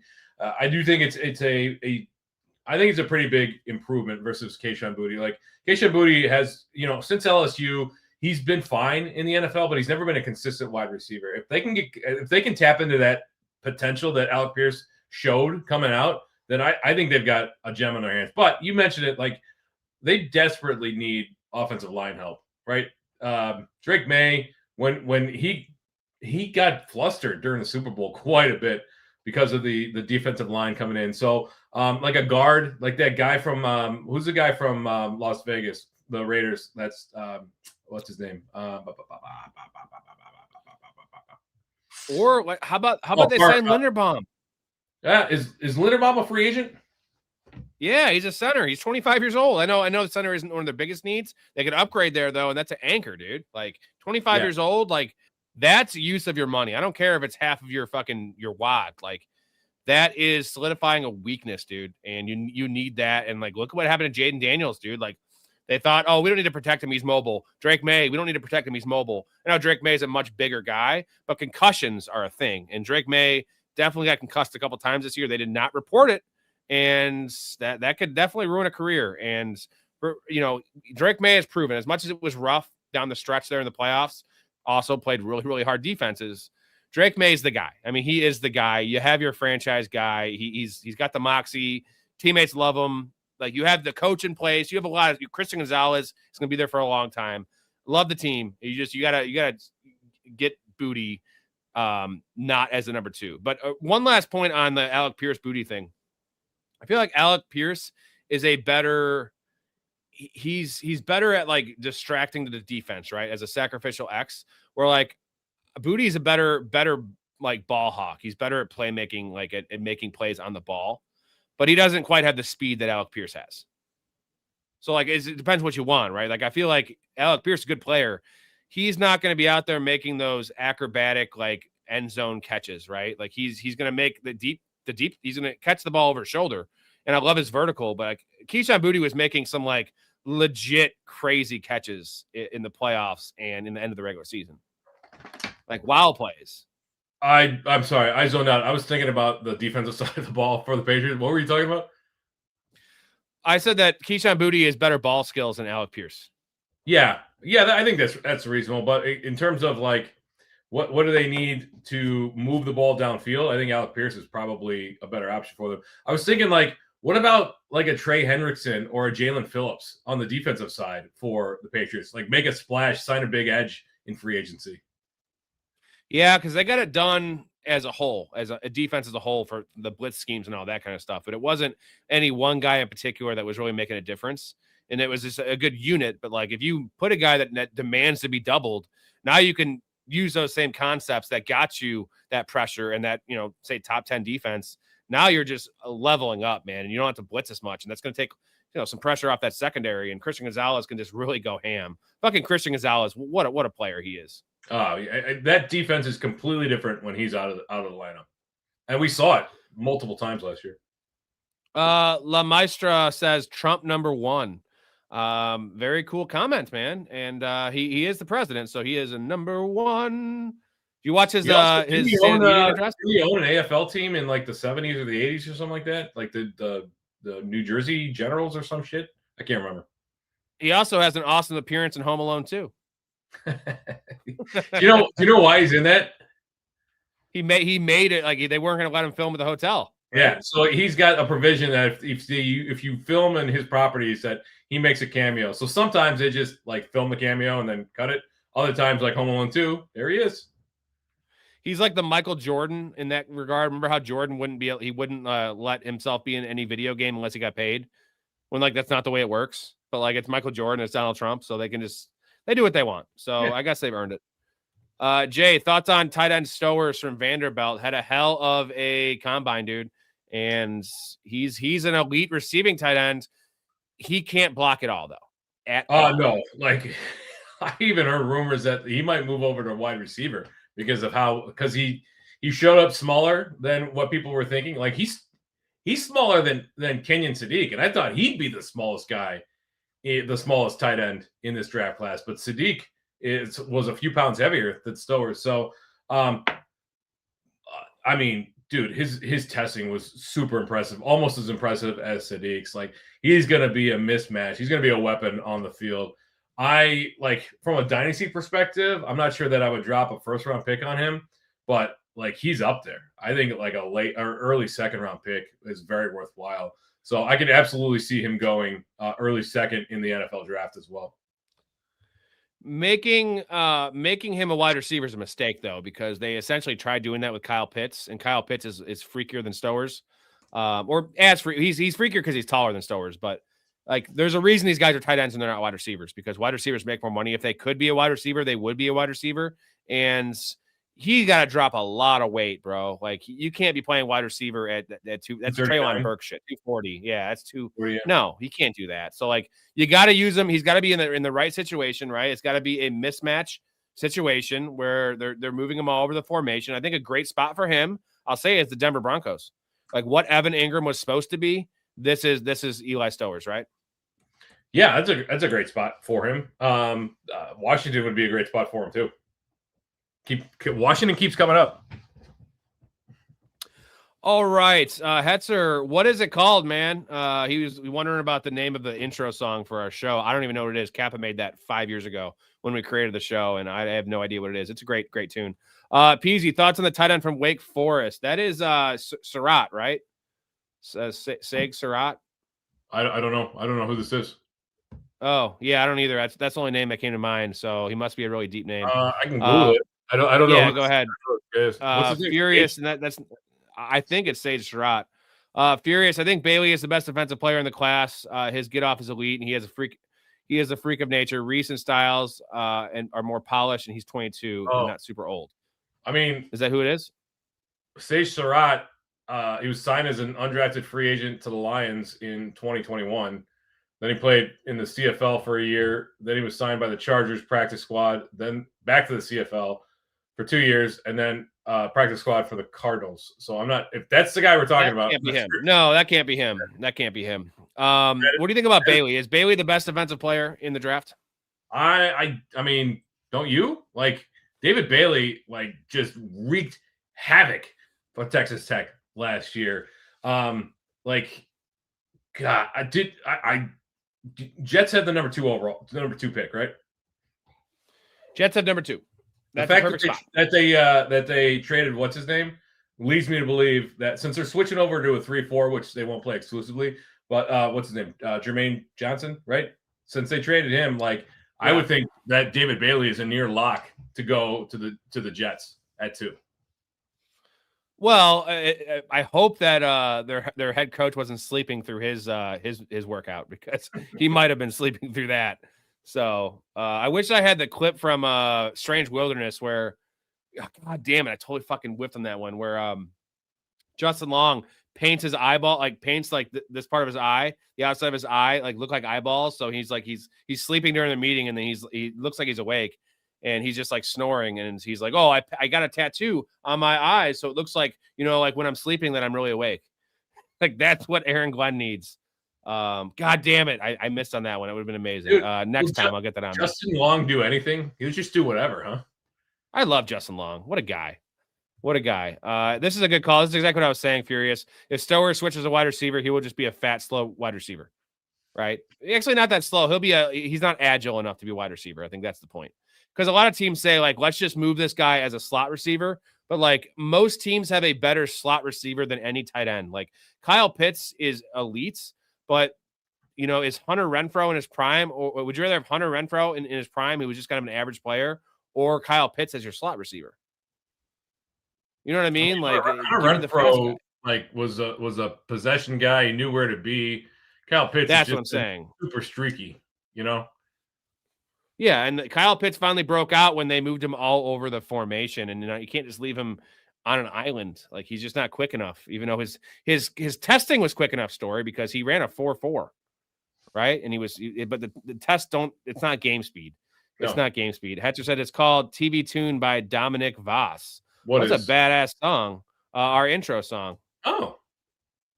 Yeah. Furious says, thoughts on the tackle Freeling from Georgia. He shut up the board. Do you know much about him? Yeah, he had a really, really, really good combine. Like, athletically, he tested out very well. He did have a bit of a slower start at Georgia. He wasn't a full-time player up until last year, but he can make some noise, because you want your tackle to, like, kind of be bullying those defensive players that are coming at you. And this is definitely a guy that could do it. He's probably like a mid-first round pick. 15 is a little high, but it wouldn't surprise me to see him go that somewhere in that, like, 18 to 15, 18 to 14 type range. He definitely like earned another 4 or 5 spots with his combine testing alone. Comment from Mikey. What's going on, man? What are your thoughts on Mendoza? Like, is he instantly a top 32 quarterback coming in? And should the Raiders think about not taking him? And I feel like they have to take him. He's a lock as a number 1 pick. He maybe not the same caliber as Caleb or Drake May or Andrew Luck, but is he better than Trevor Lawrence as a prospect coming out? Because Trevor Lawrence was a god coming out, but, like, that hasn't panned out. I think we might have over-evaluated Trevor Lawrence, though. I didn't, personally, for the record, so everybody's aware. There you go. But yeah, I mean, he wasn't. He's not a better prospect than Trevor Lawrence. Trevor Lawrence also had a longer sustained career at Clemson than Mendoza did.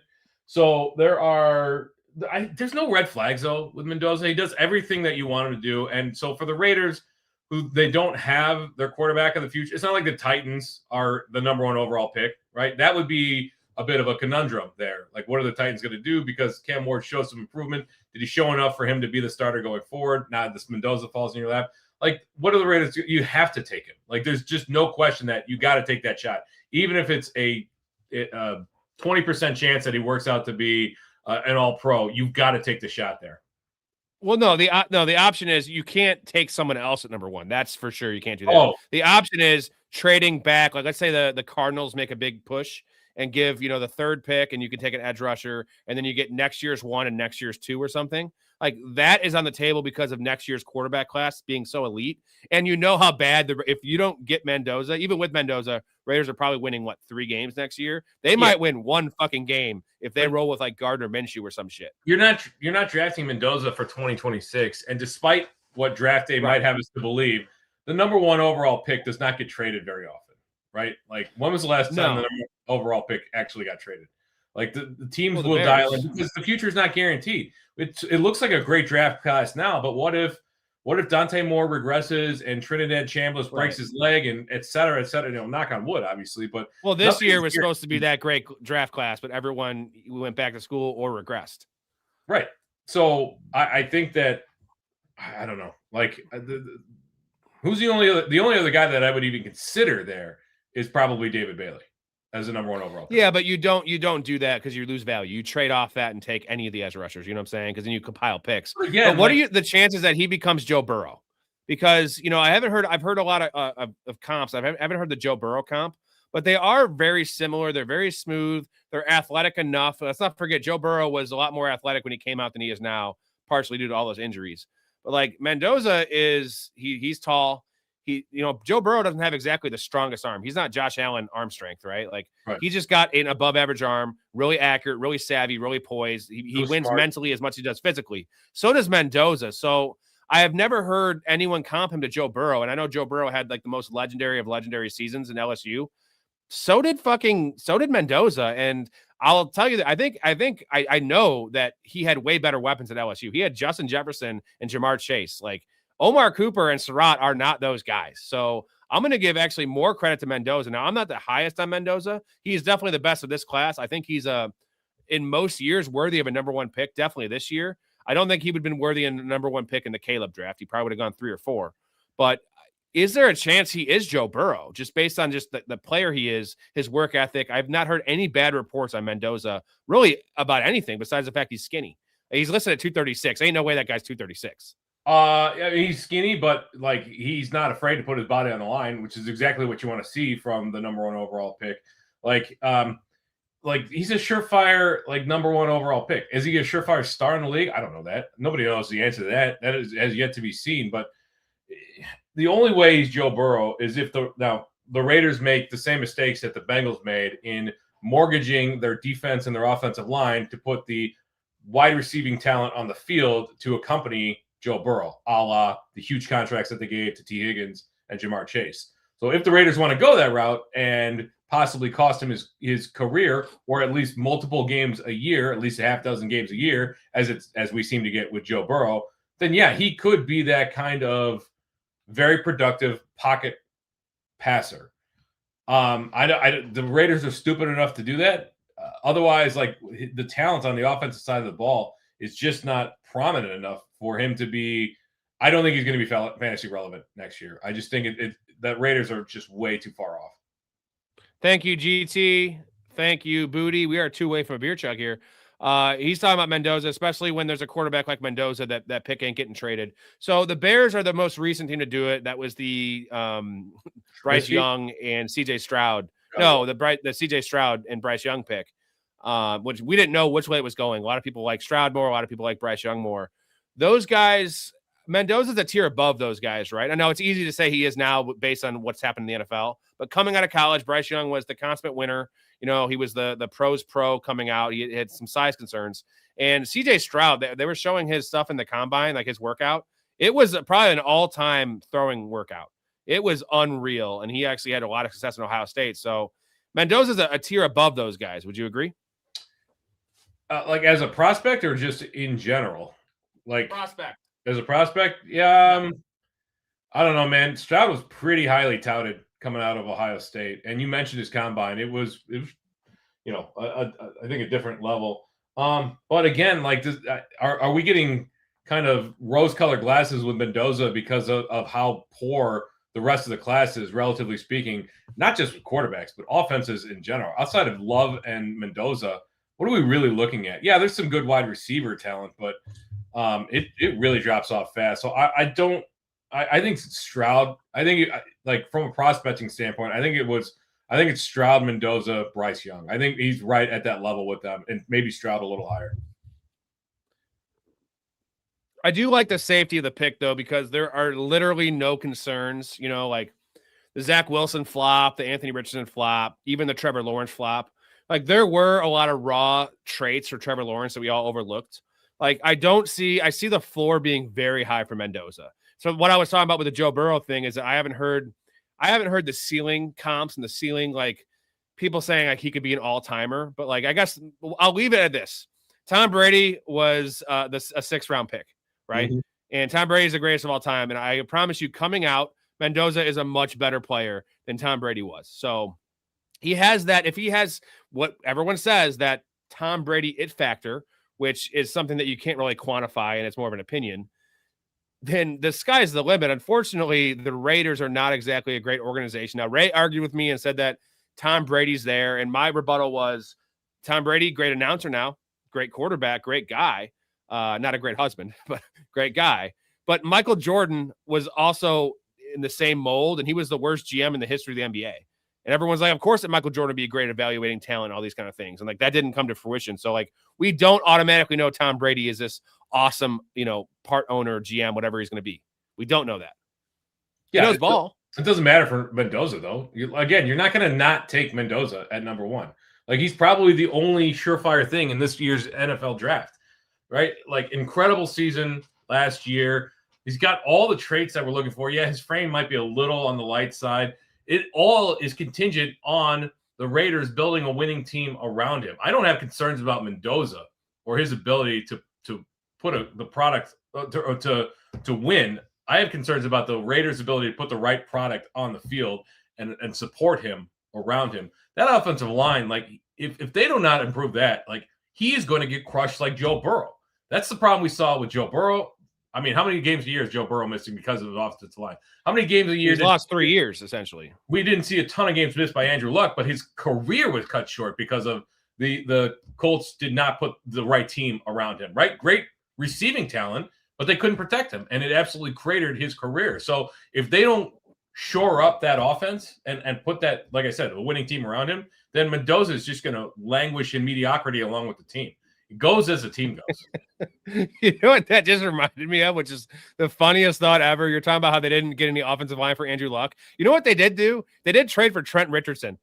It's true. They traded a first-round pick for Trent Richardson after he already was not great. I mean, his numbers were good as a rookie, but Trent Richardson was like the slowest, most plodding running back ever. And like, remember Jim Irsay's tweet? He's like, Super Bowl, like, dude, like that. You know what that's like? That's literally like Shallow Hal. That'd be like me meeting like a fucking 280-pound chick and like being like, she's so hot, and then taking a selfie with her, be like, supermodel, check it out, guys. I got myself a fucking 10. Everyone's like, dude, she's 280 pounds. I don't care, man. She's a 10 to me. Like, keep that to yourself. And also, Jim Irsay, you're a fucking idiot. Rest in peace, though. Rest in peace, Jim Irsay. He was like so much younger He's than a pill popper. Way. Like, that dude did so many drugs, dude. He was essentially like I think he was a founding member of Hell's Angels, dude. I think that's what he was. I'm kidding, dude. I'm just saying he was like a biker dude. Like, okay. Booty, it wasn't that weird that Mendoza didn't throw at the combine because he had nothing to gain. Literally nothing to gain, everything to lose. So why would you do anything? He showed up there. You know, he was mucking it up with the boys. No, my wife asked me about that. She's like, why isn't he gonna do anything there? And I'm like, he literally doesn't have to. So why would you run the risk? Even if it's a 0.01% chance that you cost yourself a draft spot or you get injured, why ever take that risk? You're not gonna drop down draft boards by not testing. Furious played high school ball with Caleb. That must have been insane. Caleb Iomu?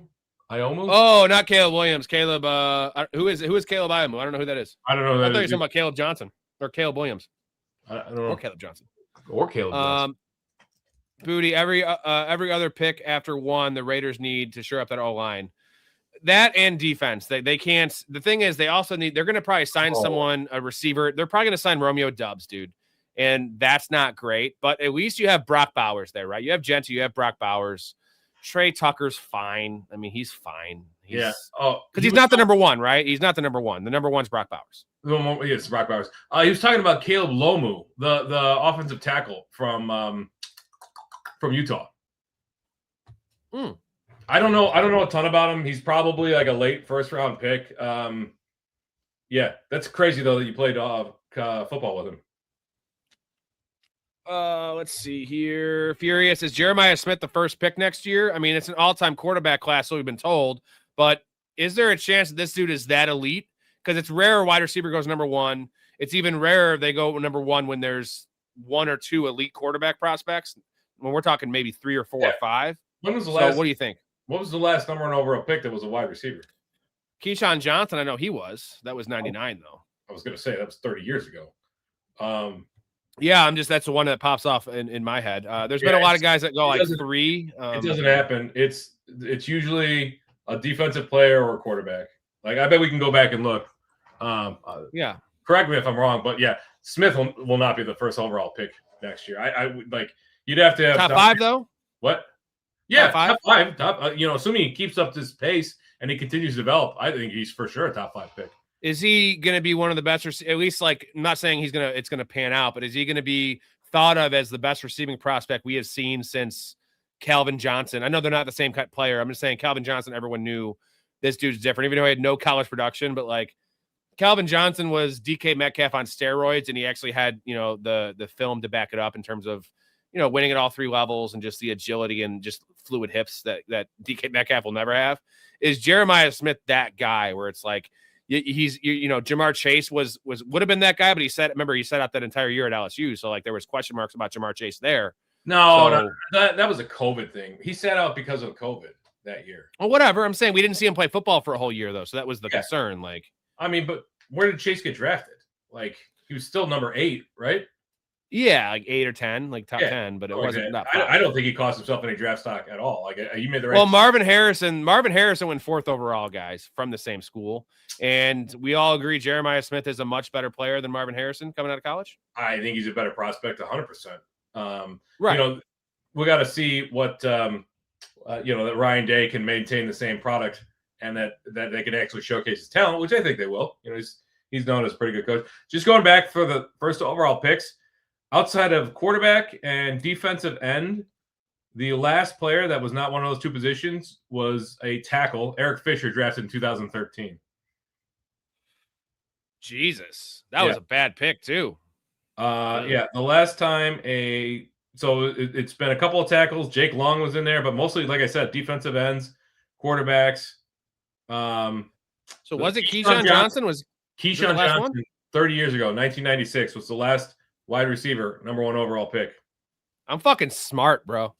What is an H-back? Hey, give me my flowers, bitch. Oh, a halfback, boy.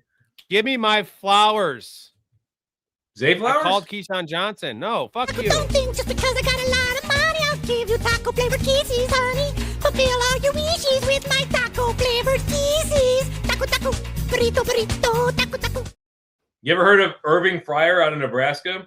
He was the 1984, before Keyshawn Johnson. It was the last wide receiver that was number 1 overall pick.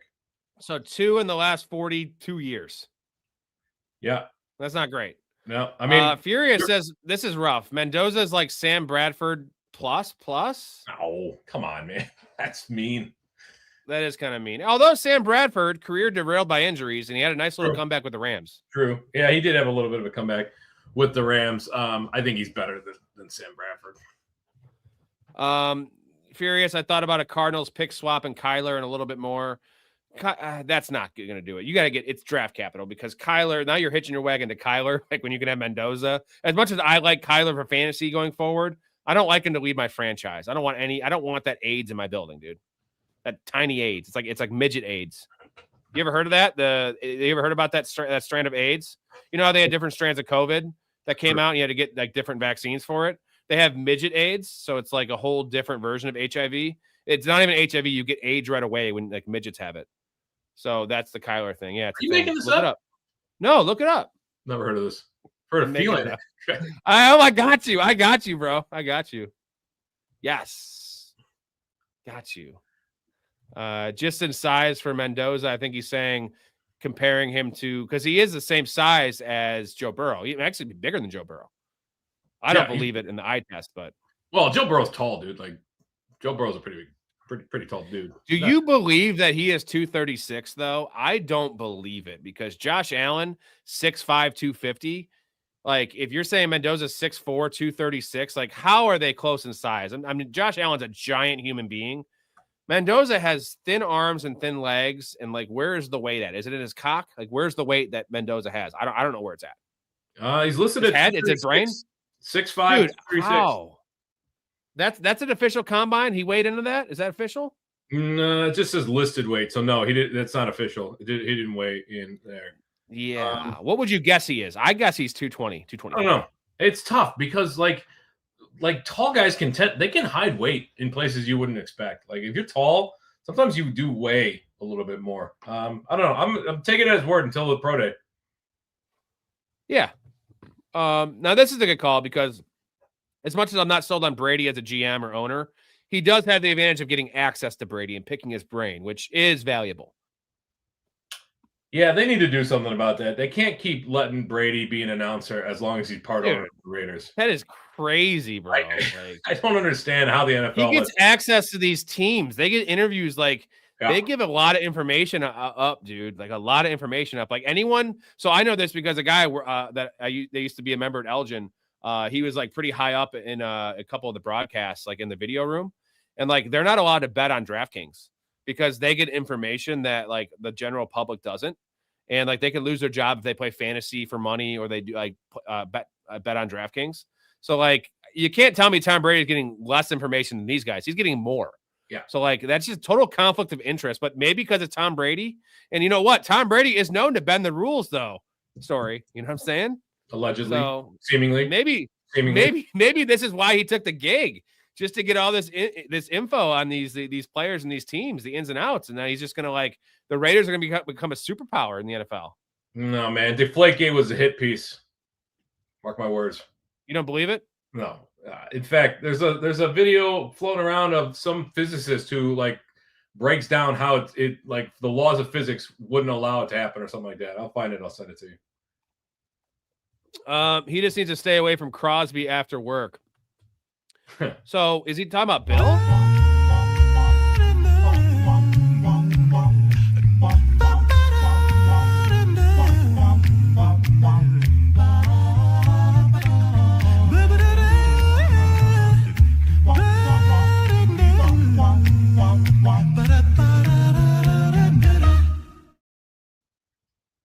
Oh, Crosby, not Cosby. Whenever I see that, I just think of yeah.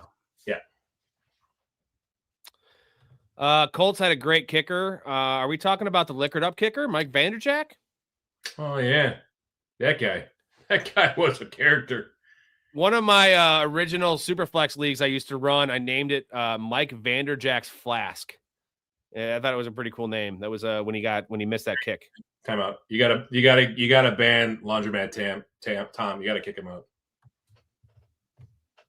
God damn it. Yeah. Thank you.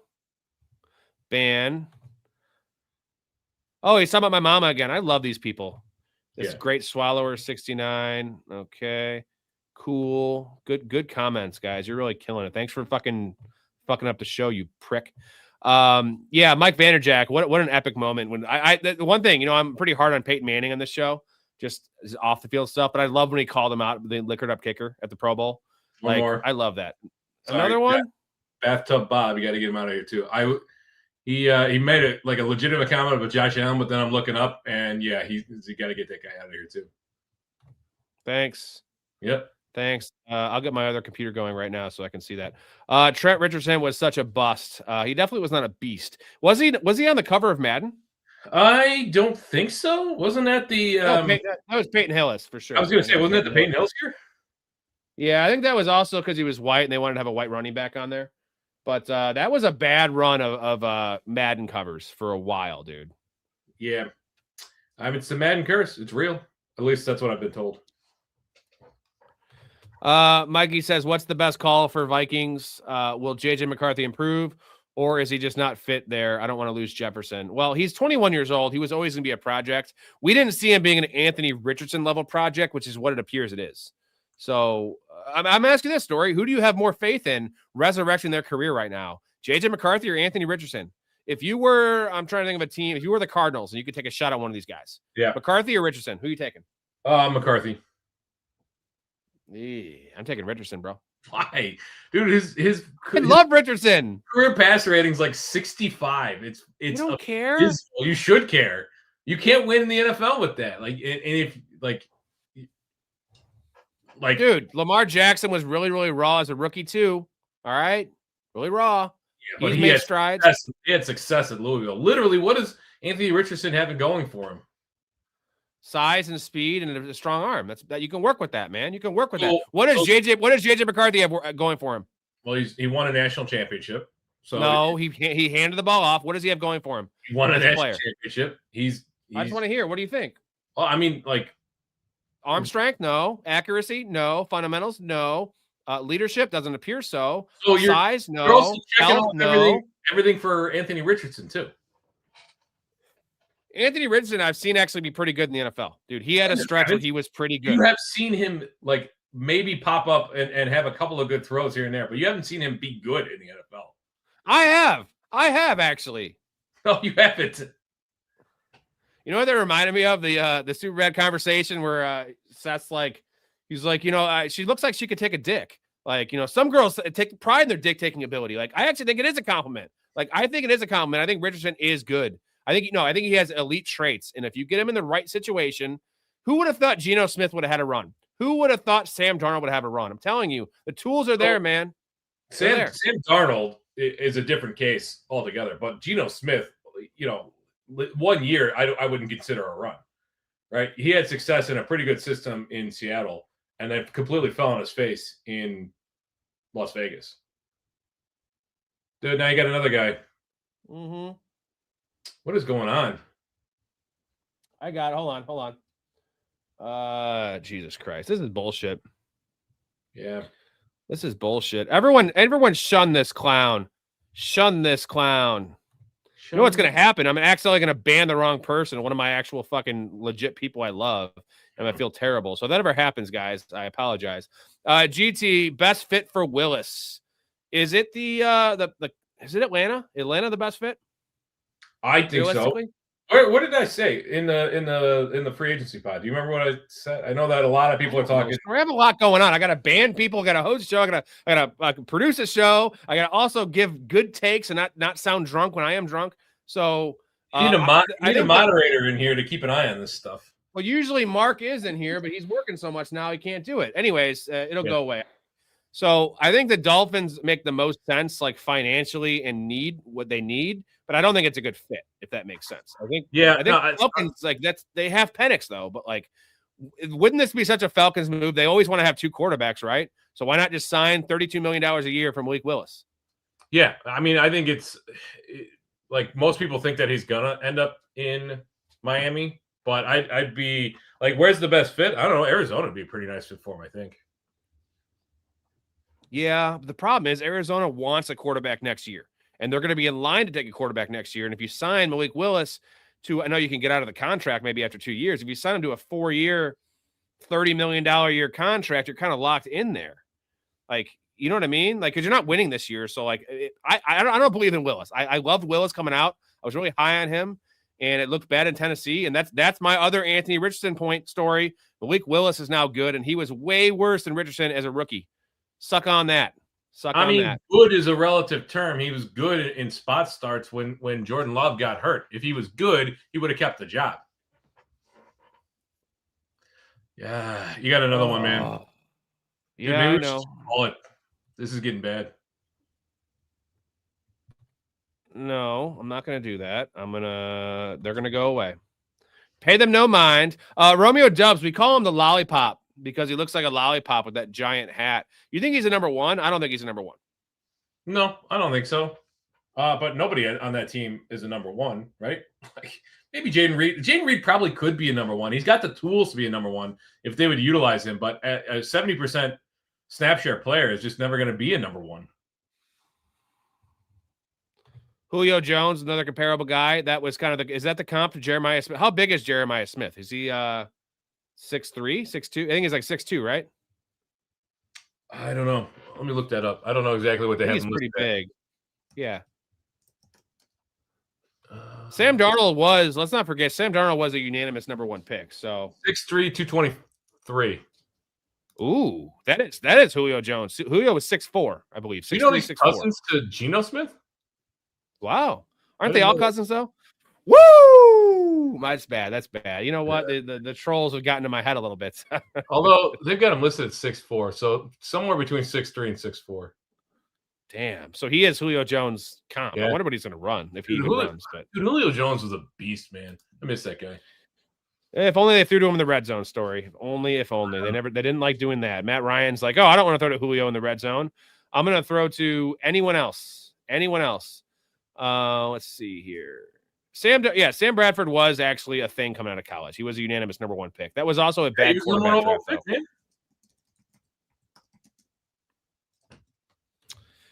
You think Josh Allen's actually 250? I think he might be bigger than 250 because I weigh 250. Story. I'm 6 foot tall. Like, yeah, what's his listed weight? 6'5", 250. I feel like he's 260. You know, it's like how LeBron was always listed at 250.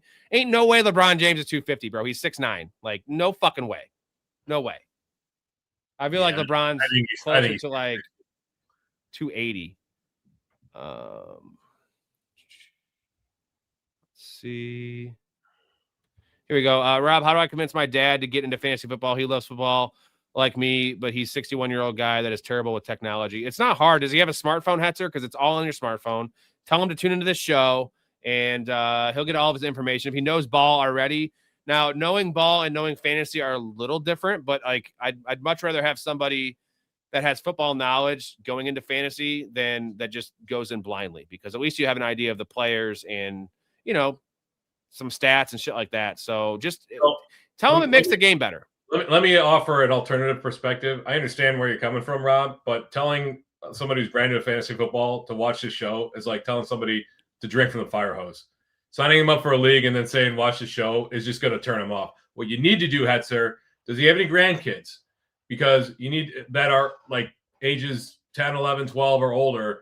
Get them into a family league where everybody's in it together, and then it could be something that he does with his grandkids, another bonding experience. That's how you get him into this to start. And then eventually you feed him a little bit, you feed him some of our lists, and then you get him into this. But you don't want him, no offense, like I don't want to turn off viewers of the show, but if you turn him onto this, he's just going to be like, well, this is too much. They're talking about we go pretty quick. But Shuttles. But he knows football. He's a big football fan, so at least he has that. And we do talk some real football on the show. I'm trying to get more viewers in the show, Story. Fuck you. Booty, we have mods. We have 5 mods. None of them are on right now. Blake's off. Mark was the guy forever, but he got a crazy full-time gig. He was on every show booting these clowns. They disappeared for a long time, though, Story. We haven't had any for a while. But you got another one. Cousin Carl, 87 pants. Oh, cool. Gotta go down. I'll find my spot. Do you still have your foreskin, or is it chopped? It's chopped, bro. Look at me. I'm white as hell. Come on. Fuck. Stupid comment. All right. There we go. Where are we at? This is pissing me off. Bullshit. Calvin Johnson in 2013 Madden was tight. The best of all time was Michael Vick in Madden 2004. That was the end-all, be-all. Nobody could defend it. So stupid, bro. So stupid. Like, it was like you didn't want to play the game because whoever got the Falcons won. So, like, you pretty much had to make it that you couldn't have the Falcons. Yeah, I mean, I did it. Like, there was literally no defense against it. Jonathan has a good comment. If they're going to troll, they could at least super chat it, because then I read it. You know what I mean? If they're going to troll, at least they could be clever about it, not just saying, like, I'm waiting for your mama over and over again. That's not clever. And I keep on telling them, my mom is about to be 65 years old in 2 days. Like, you want that beat up pussy, bro? She had 4 kids. 4 kids. I didn't know your mom had 4 kids. That's rough. You don't want that, dude. No, I love my mother. It's probably pleasant down there, but like, you can do better. You can do better. See, you troll me and you actually make good content. Thank you for that. Appreciate it. I have no shame. No fucking shame. GT, thank you for the super. We are 1 away from a chug. And if I don't get it, I'll probably chug anyway, because I want to chug. We'll do a couple more minutes in the show. I know Story probably wants to go. I can finish the comments if you want to take off at any time, Story. Yeah, I got another 5 minutes in me. All good. It is the start of the work week tomorrow. Yeah, I got you. This is my job, so I can, go watch film after this, jerk off, all the things I want to do. Booty, Malik Willis better than Justin Fields, ? Still can't believe the Jets paid Fields that much. Well, that's why the Jets can't sign Malik Willis, because this could just be a 2.0, right?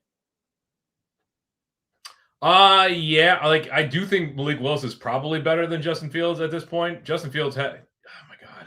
You got another one. I got it. Just keep on talking.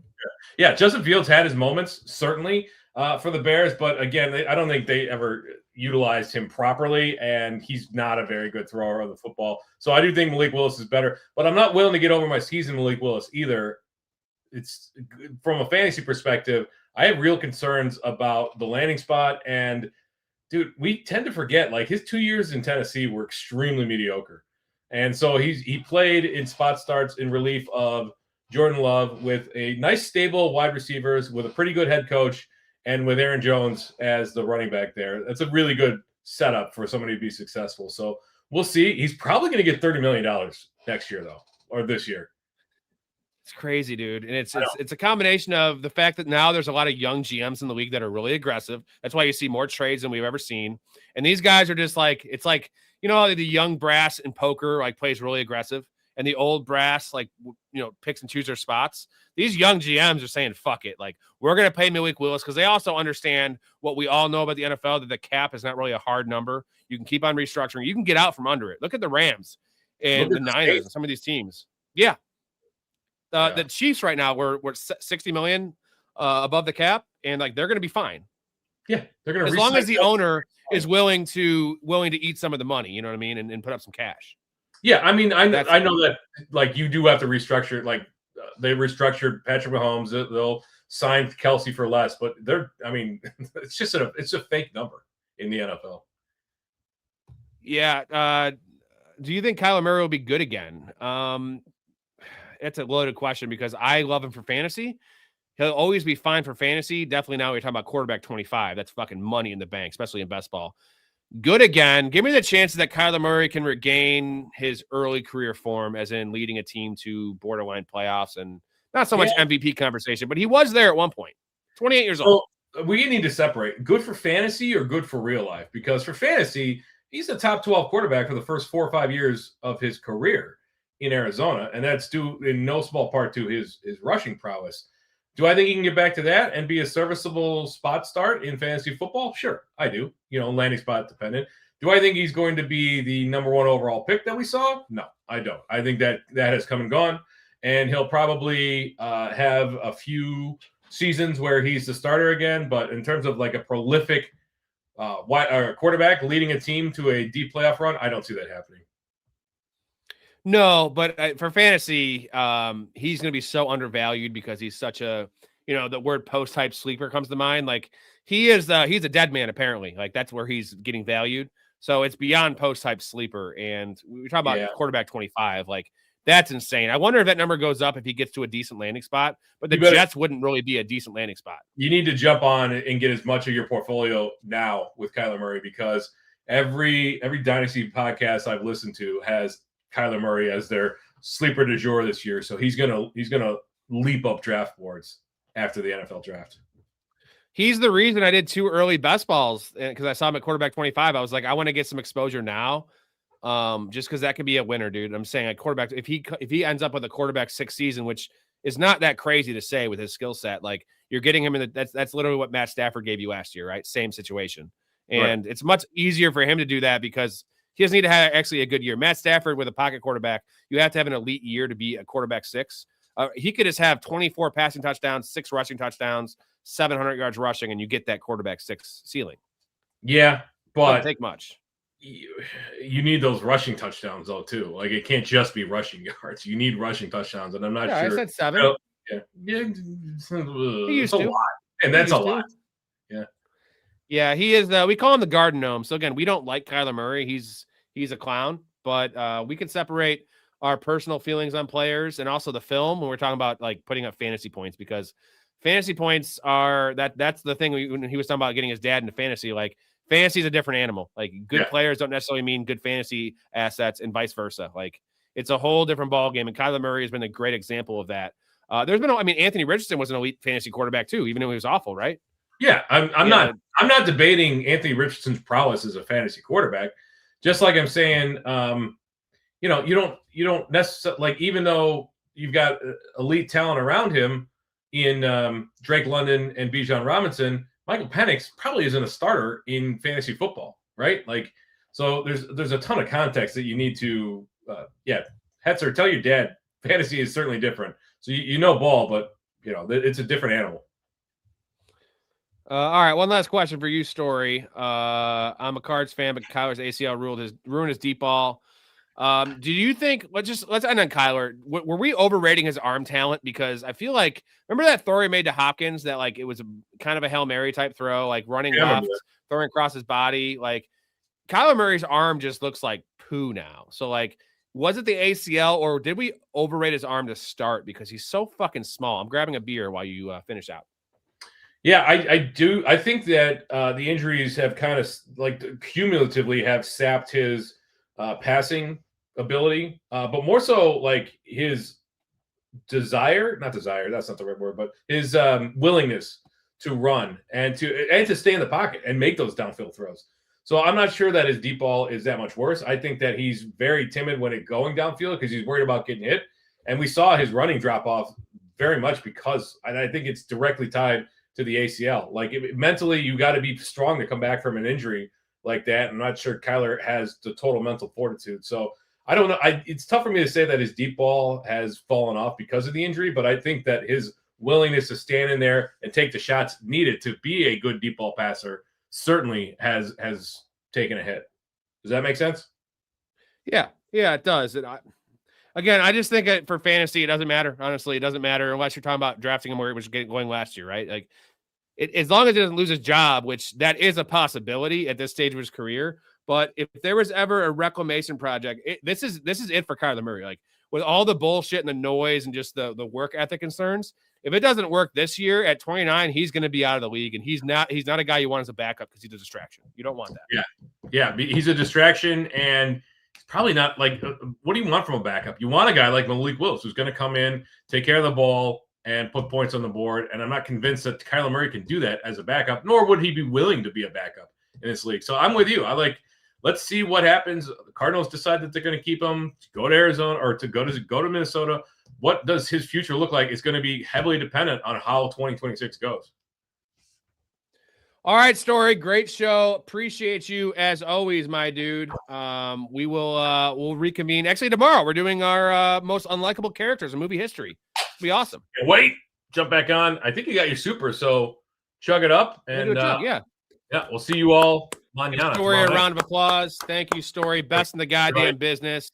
Put contacts in next time so I can see those beautiful eyes. I'll be wearing contacts. All right. Later, all right, man. I'll talk to you.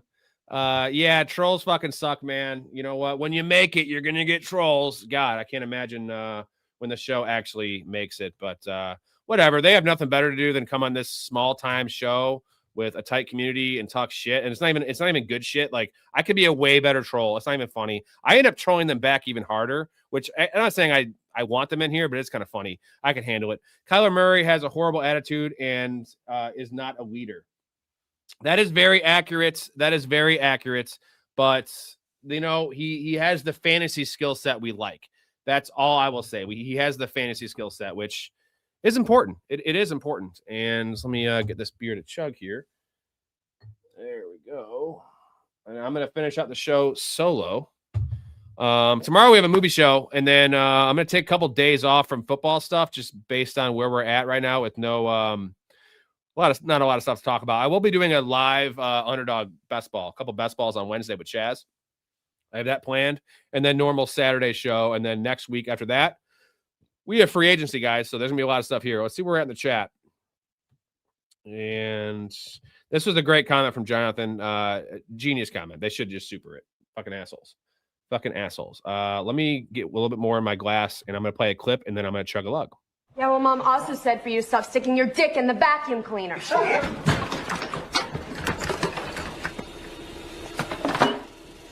Hello? Hello?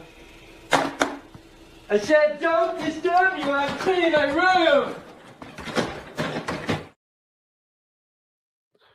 Don't disturb me when I'm cleaning my room. Don't do it. All right. Yeah, you're talking about Madden 04. That was probably the best Madden. I loved NFL 2K5. That was one of my favorites. Not a Madden, but like that game was probably the best for playing defense. Let's see. GT, look at this. See, this is a good comment. You know what, Rob? I'll take your mom out to a nice seafood dinner. See, now we're talking, dude. You know what? She'd probably give it up. You don't have to like talk shit to me about it. And you know what? I would approve of that. You got to get my dad's permission. They've been married for a long time, but you've been with someone for 50 years. You know what? It might just be like, go have a great time, honey. Go have a great time. You know what, GT, you're a classy guy. I approve. You know, it's like if you like a guy, you're like, I'd let you date my sister. I'd let you date my mom. So there you go. Booty, she kind of does a funny story. She was on she came on the stream about a week ago, and I told her to tune in for like 5 or 10 minutes. And she said something in the chat. Her name is Penny Simmons. And I'm like, that's my mother. I love her. She gave birth to me. I came out of her vagina. That was my quote. And she's used to this shit, how I talk. And that's how I talk at family dinners. And that's just, you know, what you see is what you're going to get. So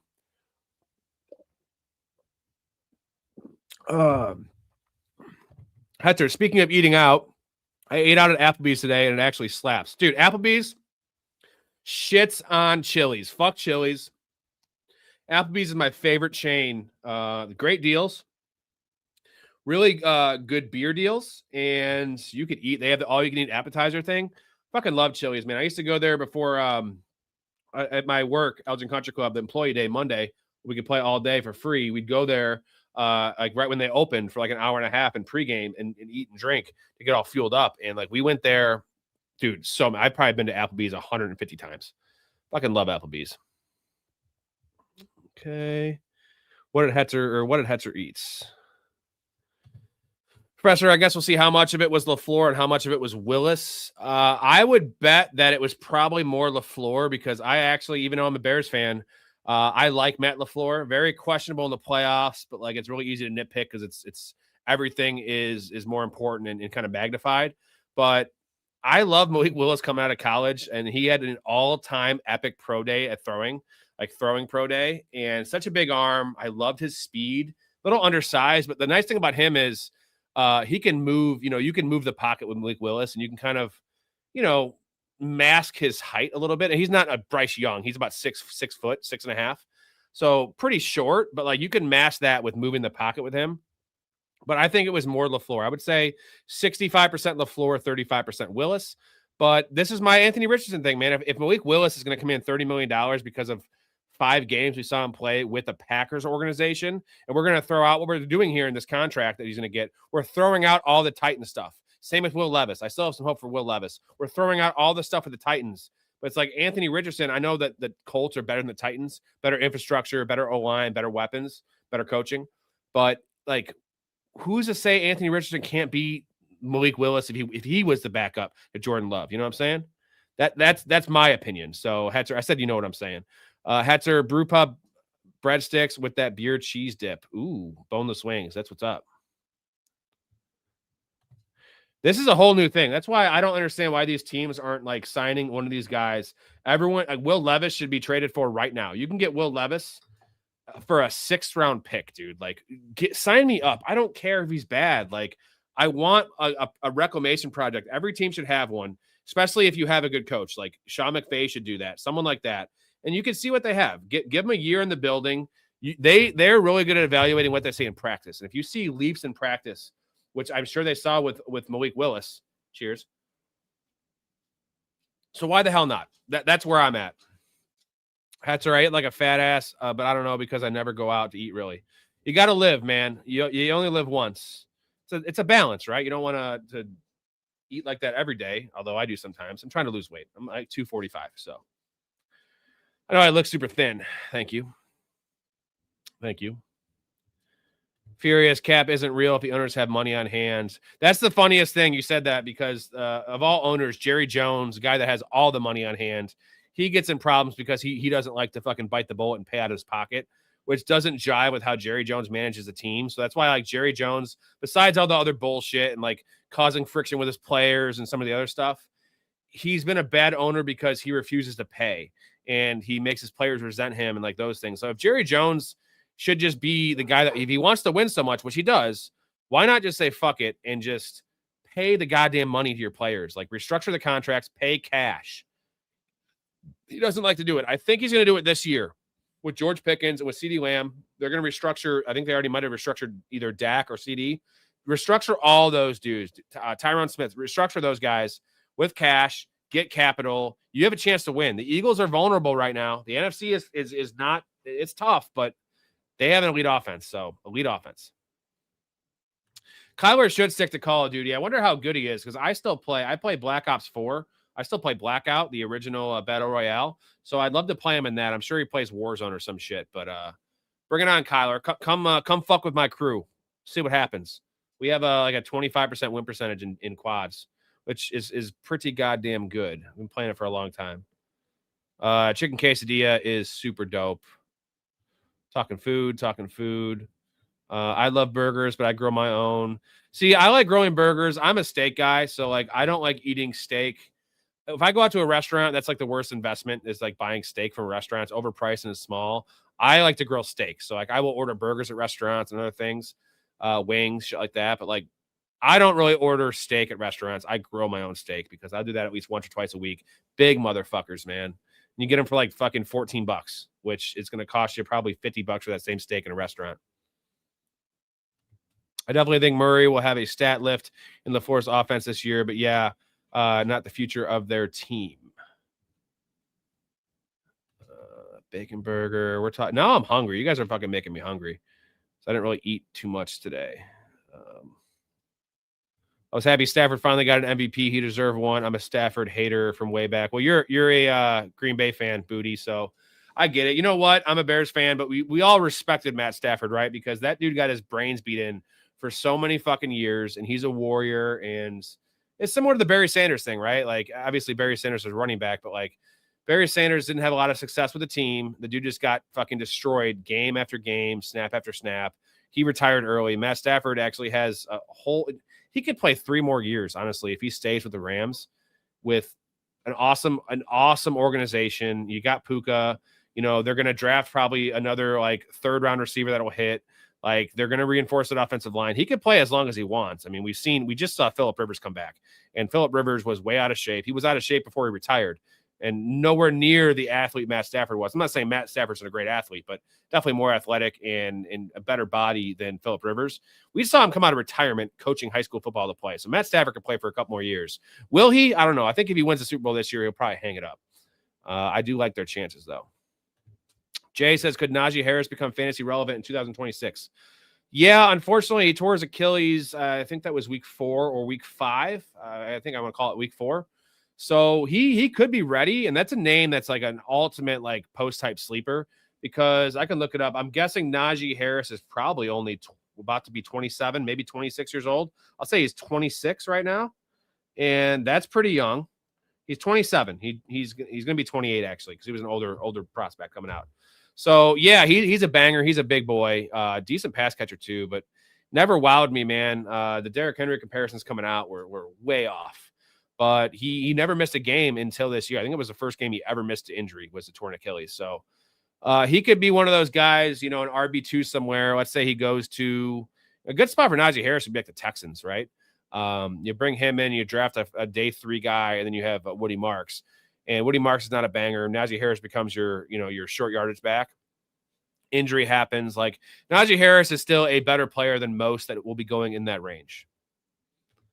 Kevin, due to injuries in the NFL, do you see players coming back next season the same, playing at a high level?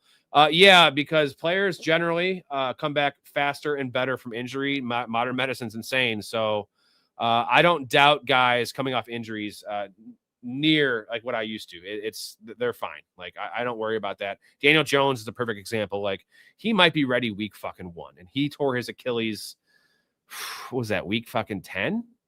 So like that he could do it. I mean, he can do it. Aaron Rodgers, like he's young. Like I'm saying, these older guys are doing it too. So yeah, I'm not too worried about injuries. What I worry about is guys coming into the season like with an injury they pick up in OTAs, stuff like that. I worry about more than guys coming off major injury. Now, it better come with a discount, I guess is what I'm saying. I'm not going to take them higher or where they should be.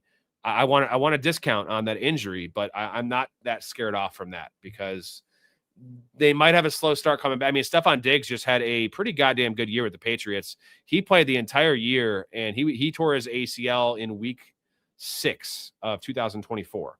And he was 31 years old when he tore his ACL. So he came back, and there was really no ill effect. So they didn't play him on a full-time snap share. But Stephon Diggs has never really been that full-time snap share wide receiver. So I don't know if that was them saving him or just that's the way they were going to deploy him. But that's a perfect example of an older wide receiver that got injured somewhat well into the season and came back pretty high level. So not too scared about that. God, Aaron Glenn. Let's play the clip, man. Aaron Glenn falling asleep at the fucking combine. Daniel Jeremiah's top 50 prospects as Aaron Glenn looks on for the Jets. Fernando Mendoza 1. Jeremiah Love, who we'll also see on Saturday here on NFL Network, the running back from Notre Dame 2. Fucking amazing. What a clown.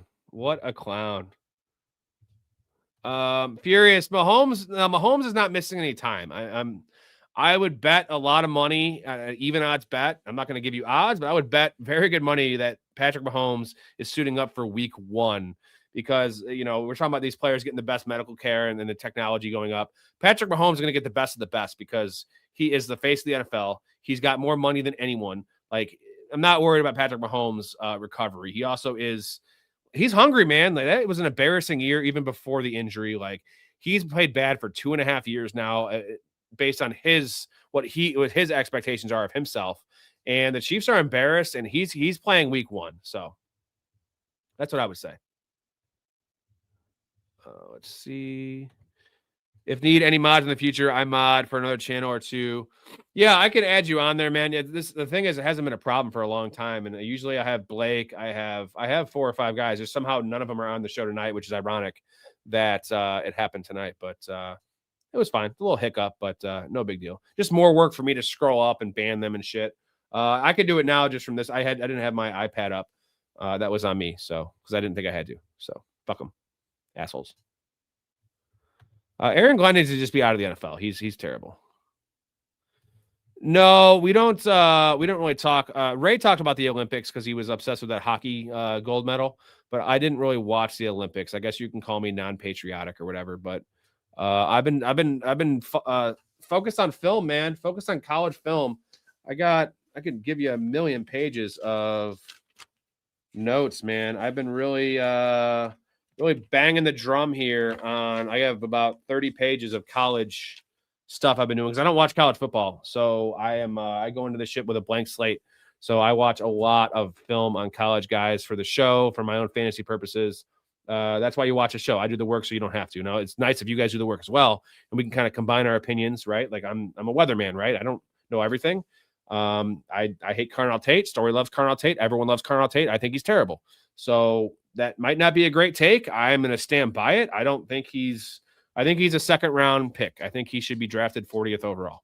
He's going to go top 10. I don't support it. I have 5 receivers ahead of him. So a lot of people don't like it, but I'm going to stand by that one because that's what I see on film. And I had the Quentin Johnson to fall back on because I did have Quentin Johnson at 8 that year he came out. I had Michael Wilson ahead of Quentin Johnson, which is crazy. Michael Wilson, wide receiver 17 in that draft class consensus. Quentin Johnson, wide receiver 1.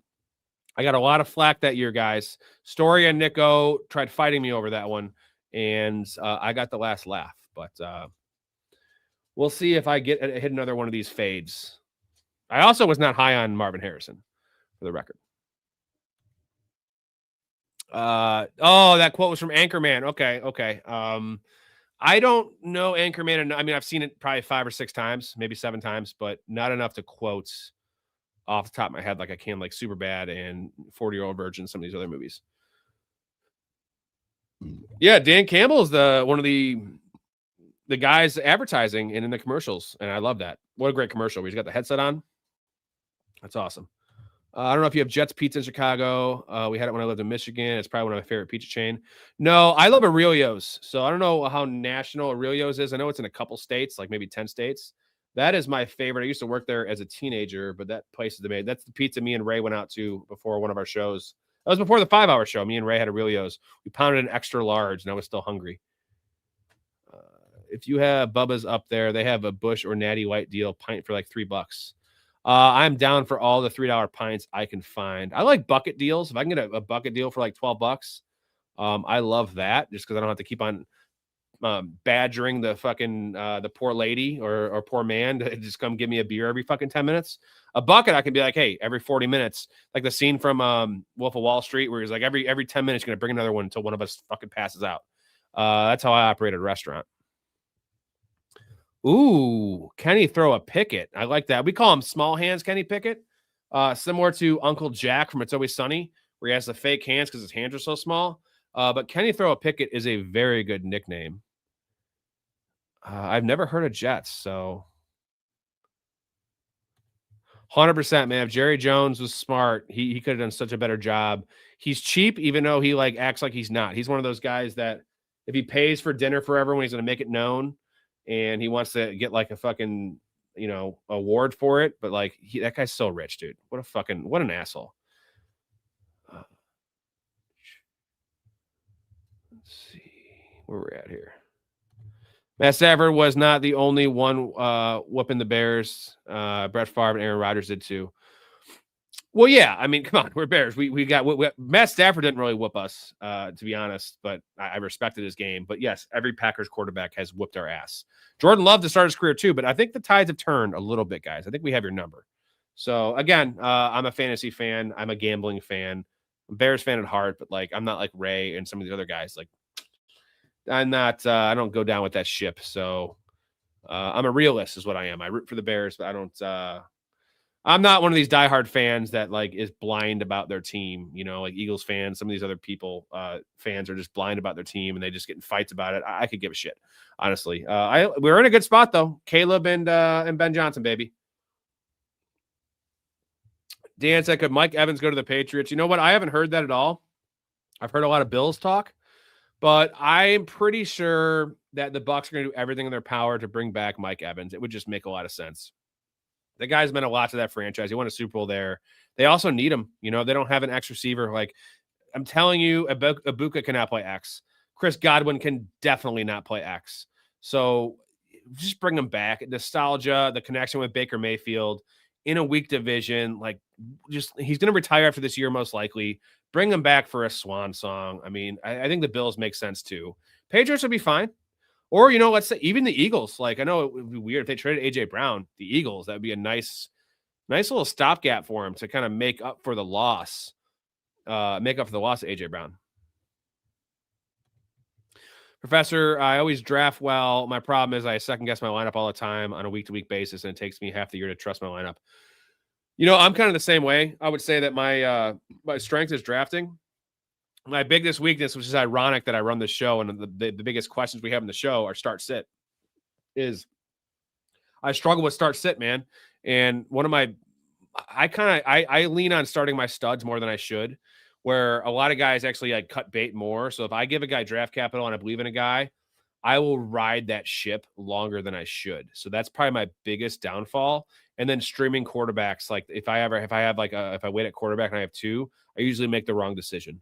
So like that's probably my weakness in fantasy. But drafting is 33%. I always break it down. It's 33% draft. It's 33% management, right, which is trades and setting a lineup and free agents. It's 33% luck. That is the way that fantasy is broken down. But the draft is the most important, because without the draft, you have a really, really big uphill climb, and we don't like fucking with that. Like you gotta set yourself up, especially in home leagues, because you can make trades and you can fix your lineups. Very cute. Oh, What's his name? It's Kwame. It's Kwame. Kwame. Mm-hmm. Nice name. Nice name. Thank you. I think so too. It's a little light for Kwame, no? What? A lot of names to pick, but it was a little darker, maybe. Yeah, can you go? That's very scary. You need to get out. Hey, any guys want ginger ale? Here, get the fuck out.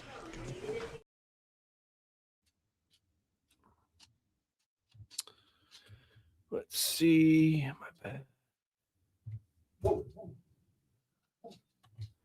Miracle on Ice, hell of a movie. Thank you, GT. We love GT around here. GT has a very flashy. GT won the hat giveaway. And guys, I did not do the hat giveaway for February because it was a short month. I'm going to give everyone 3 days, because usually months are 30 days or 31 days. So if you are interested in joining the community, Booty, I know I got you in the Discord. If you want to join the community, really join the community and support your boy, get involved in our fantasy leagues, which we're going to have 5, 6, 7, 8 redraft leagues. We do still have a spot in the dynasty if you're interested in that. But the redraft leagues, a lot of spots. Played 2 or 3 of them. I would do league safe for all the entry fees. A $50 league, $100 league, up to $250, whatever you guys want. Super flex, PPR. Like, you guys vote in the settings. Play against me and Storey and Ray and Chaz and Nico and Tom and all the hosts in the show, as well as each other in the community. Talk shit in the Discord. Talk shit on this very show. It's going to be a great time. Why the hell not? I appreciate everyone's support that's already in here. If you want to actually join the community and be a full-time guy, and again, you join now before next season, prices never change. When I make the tiers go up in price or move things around, as in like my bets were $5 last year, access to those, it's going to be $10 next year. You're getting it now. It's never going to change. Everyone that's in for $5 now that wants access to my bets, a lot of guys are just in there for that. It's $5 for life as long as they stay in. And here's the record, boys. It's 96-58. If you actually like betting on an NFL and winning, there you go. Besides that, access to the Discord community fantasy leagues, guest appearances in the pod. If you like talking football, if you want to just jump from the chat to actually the show a couple times a month, boom, baby, be a fanatic and hop on the show. Talk some ball with me and Storey and me and Ray. Have some beers. Also, the free merchandise stuff. T-shirts are coming soon, gentlemen. Coming soon. Professionalfanatics.com. Link in the description as well. If you are looking to support your boy, I'd appreciate it. I do this full time. And once May hits, I'll be doing 7 shows a week, probably more, 7 days a week. Once May hits, I'll be doing best balls about every night live. I stream all 36, not all 36. I stream about 30 of my 36 redraft leagues every single night when I'm doing those for that 2-week stretch, and a lot of content. Too much content, honestly. You can miss a couple nights and always come back. So let's see where we're at in the chat. Sorry. Can you throw a picket? I am way below that.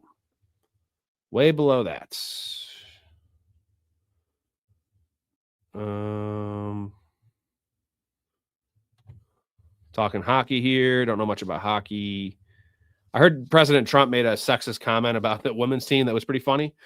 He's just like me. Like, the point is, like, I'm not trying to be an ass. Like, I'm not really political at all. But, like, if you're the president of the United States, you can't talk like I do on this podcast just because, like, you have to be more professional. Although we're professional fanatics, but, like, you can't be saying sexist remarks. Like, it's funny. I thought that was a funny comment. Something I would definitely say. But you got to be a little bit better than that. But you know what? More power to them. Say what you want. It's also America. Free speech, baby. So I appreciate that. Lions fans are the most delusional. They are. They had their window, man. The window is closing. Although, if they were to make a trade for Max Crosby, I feel like they have a real shot because that team is ready to fucking go. And their offense is legit. If they shore up their offensive line and trade for Max Crosby with Crosby and Aiden Hutchinson, that would be a fucking wild combo there. I don't know if they're going to do it. I don't know if they have the money or they have, the capital they want to give up, but that would be awesome. Mike Evans is the Calvin Johnson of the Bucks. Yeah, but he's played a lot longer. Calvin Johnson, really short career. He retired way too early. I would bet Calvin Johnson could still play right now. I would bet my bottom dollar he could still fucking play. Booty's interested. Well, yeah, man, if you want, I can talk to you. I'll talk to you in the Discord about the Dynasty League. But also, like I said, there's going to be a lot of redraft leagues. As many as you guys want to do, honestly. We could even do a couple without any host from the show, and you guys can just do your own fan drafts and fan leagues. That'd be super fun. See who wins, because obviously, if you're going to play with me and Storey, you're going to lose. So yeah, you're going to be donating. So I appreciate that's another way to donate to the channel. Just play the fantasy leagues. I'm just talking a little shit. That's what I do. I'm pretty good. I actually don't win a lot of leagues. I get second a lot. So you just can get like first and third. You stupid fuck. Go buy some sandals. Go buy some sandals. You want to fight? I'll fucking fight. I haven't fought in 10 years. I'm fighting that. What you got? Let's see. Throw down, bitch. Throw down, bitch. GT's got long hair. I can't grow long hair because I'm balding. Kind of sucks. And if I do it, it's so thin. It just doesn't look good. I'm not that bald. It's just not great. That's not great. Who do you see being in the Super Bowl before you turn 50? Cleveland Browns or Detroit Lions? I mean, the Lions by a mile. Cleveland Browns. Like, the conversation's mostly Browns and Jets. I think those two franchises. And I guess you could throw the Raiders in there, but they are going to have, essentially possibly a generational quarterback. It's Browns and Jets for me are the most dysfunctional by a mile.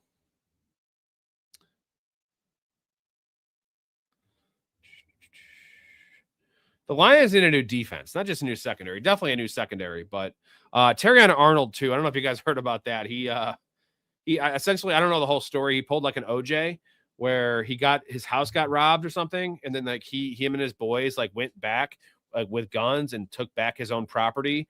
But if they didn't learn anything from the OJ situation, like that's still armed robbery, even if you're stealing your own shit. According to retailers, the most popular Halloween mask this year is O.J. Simpson. And the most popular Halloween greeting is, I'll kill you and that guy who's bringing over your glasses, or treat. And Streets, let's see. Yeah, that's wild. What an idiot, dude. These guys are dumb. You know what? Just have your boys go do that. Don't be involved. Like, you have money. Like that was the whole Aaron Hernandez thing. If you're going to kill this dude, have your guys kill him. And then you can like just say you didn't know. Don't pull the fucking trigger. And you fucking idiot. Yeah, fucking idiots. I don't get these guys. Stupid. Yeah, exactly what I just said. And Aaron Hernandez, like, don't do it. Have the other people do it. Like, you know what? Aaron Hernandez wanted to prove his whole life he was an actual gangster. And I don't think he was a gangster because he grew up in a 2-family household. He grew up like me, middle class, dude. So, like, he was just wanting to be I know Bristol's not the greatest area, but, like, he was not a gangster, dude. Aaron Hernandez was just smoking PCP and shit. Like, get the fuck out of here with that shit. I don't think he was a gangster. Definitely had CTE. That's you can't really debate that. That was actually factual. So he was like, yeah, he was also gay. Nice call. I think that was part of it. He was so like, no, I definitely saw that, and it got me thinking maybe Shia LaBeouf is gay because he's having all this like homophobic thing and trying to fight gay people. And if you ever seen the movie American Beauty, which is a great example of that, the neighbor that ends up killing Kevin Spacey, not to spoil alert it too much, he was so homophobic because he was gay. And like, that's their natural reaction is to hate what you are because they hate themselves. And Aaron Hernandez clearly hated himself for being gay because he didn't want to be gay. And you know what? I'm of the belief that some people convert to be gay based on life experiences, whatever, especially women. If they have some bad sexual experience with men, but like men generally, I feel like are born gay and you can't help it. Like, I don't know why you love dick. Like, nothing against dick, but like pussy's much better. Women are much sexier, much prettier. They smell better. It's just way better. You know what I'm saying? Not that I've ever gone the other way. I'm just guessing, right? My projection is that women are better just because that's all I've ever known, but they are better. We all know that as a heterosexual. I think most of my guys are heterosexual. If you're gay, hooray for you. Congratulations, man. You know, happy hunting out there because you guys all just fuck each other. It's hilarious and awesome. But Aaron Hernandez was gay. I mean, and he should have just been gay. You know, it wasn't 1984, Aaron. Like, just be gay. It's not a big deal. Like, you're a good enough player where you wouldn't have been shunned. Like, I don't care. It's just now they're celebrated. I mean, Caitlyn Jenner, Bruce Jenner won Woman of the Year. Like, and she's a dude. So it's celebrated. That's the problem. Aaron Hernandez was a very confused individual, and smoking PCP and having CTE, that rhymes. Smoking PCP and having CTE doesn't help, and being confused about your sexuality does not. And losing your dad at I think it was like 18 when he lost his dad. Like, all those things contributed to this guy wanting to be a gangster, and you were not a gangster. You were an idiot. It was a good documentary, though. Aaron Hernandez, what could have been, man. Even you hear Gronk. Gronk was a much more all-around tight end, like all-time, because I think Gronk's the best tight end of all time just because his blocking ability and red zone work.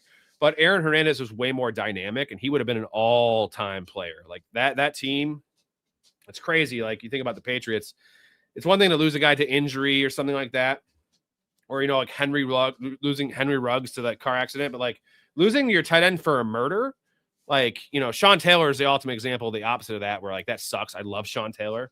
Like, losing your tight end because he murdered 4 people or 3 people with multiple murders, fucking crazy, man.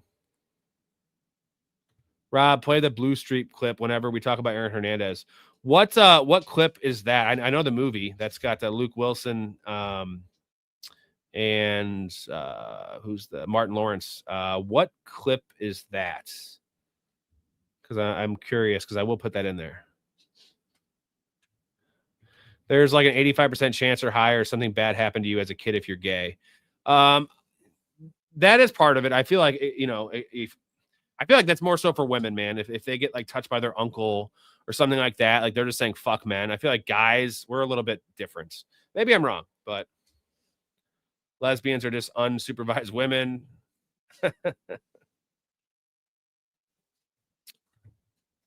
Yeah, I don't care. You know, I can handle them shoving it in my face too, as long as it's not their dick in my face. But whatever, man. I mean, what's funny is the most people that get really pissed about like the homosexual culture and gays are people that are also really uncomfortable talking about sex in general. So why do they care about someone's sexual prowess if they don't talk about their own? It's just a really weird thing. I'm not gay, but if I had a husband, I think a lot of home repairs would get done on the weekend. Damn straight. Another benefit to being gay, and Jerry from Seinfeld always said this, that if the one of the advantages of being gay is if you find a guy that's your same size, you got twice the clothes, right? Twice the clothes, right? Twice the wardrobe. So that's nice advantage because I can't exactly wear my wife's clothes. Not that I would, but it wouldn't fit me either way. I'm a bit bigger dude, so. Pretty sure Furious GT says Furious. Sometimes that sucks. I got a nephew that I'm pretty sure is going to grow up to smoke sausage. Oh, this day and age, I mean, the rate is going up and up and up because it's definitely way more accepted and almost pushed, if that makes sense, which is not, I'm not cool with that. So it is what it is, man. That's why I don't have kids. So and good call. What 2 consenting adults do at home is not my business. Damn straight. As long as it's consenting. Aaron Hernandez had better route running and speed, definitely. Ray Lewis most likely was involved in a murder. I don't know if I want to say he murdered that guy, but I know he was involved. I know he kept information from the police, and a lot of people say he actually did murder that guy. So I went to school with Aaron in college, rode the bus with him to classes. Was he a gangster? Now I got to have my kids watching the Cocky Monster instead of the Cookie Monster. Jesus, what a show. What a show. It was a nice, nice just hosting the show by myself for a little bit. Great performance by Storey. Let's see. I think McBride will end up as the best tight end ever.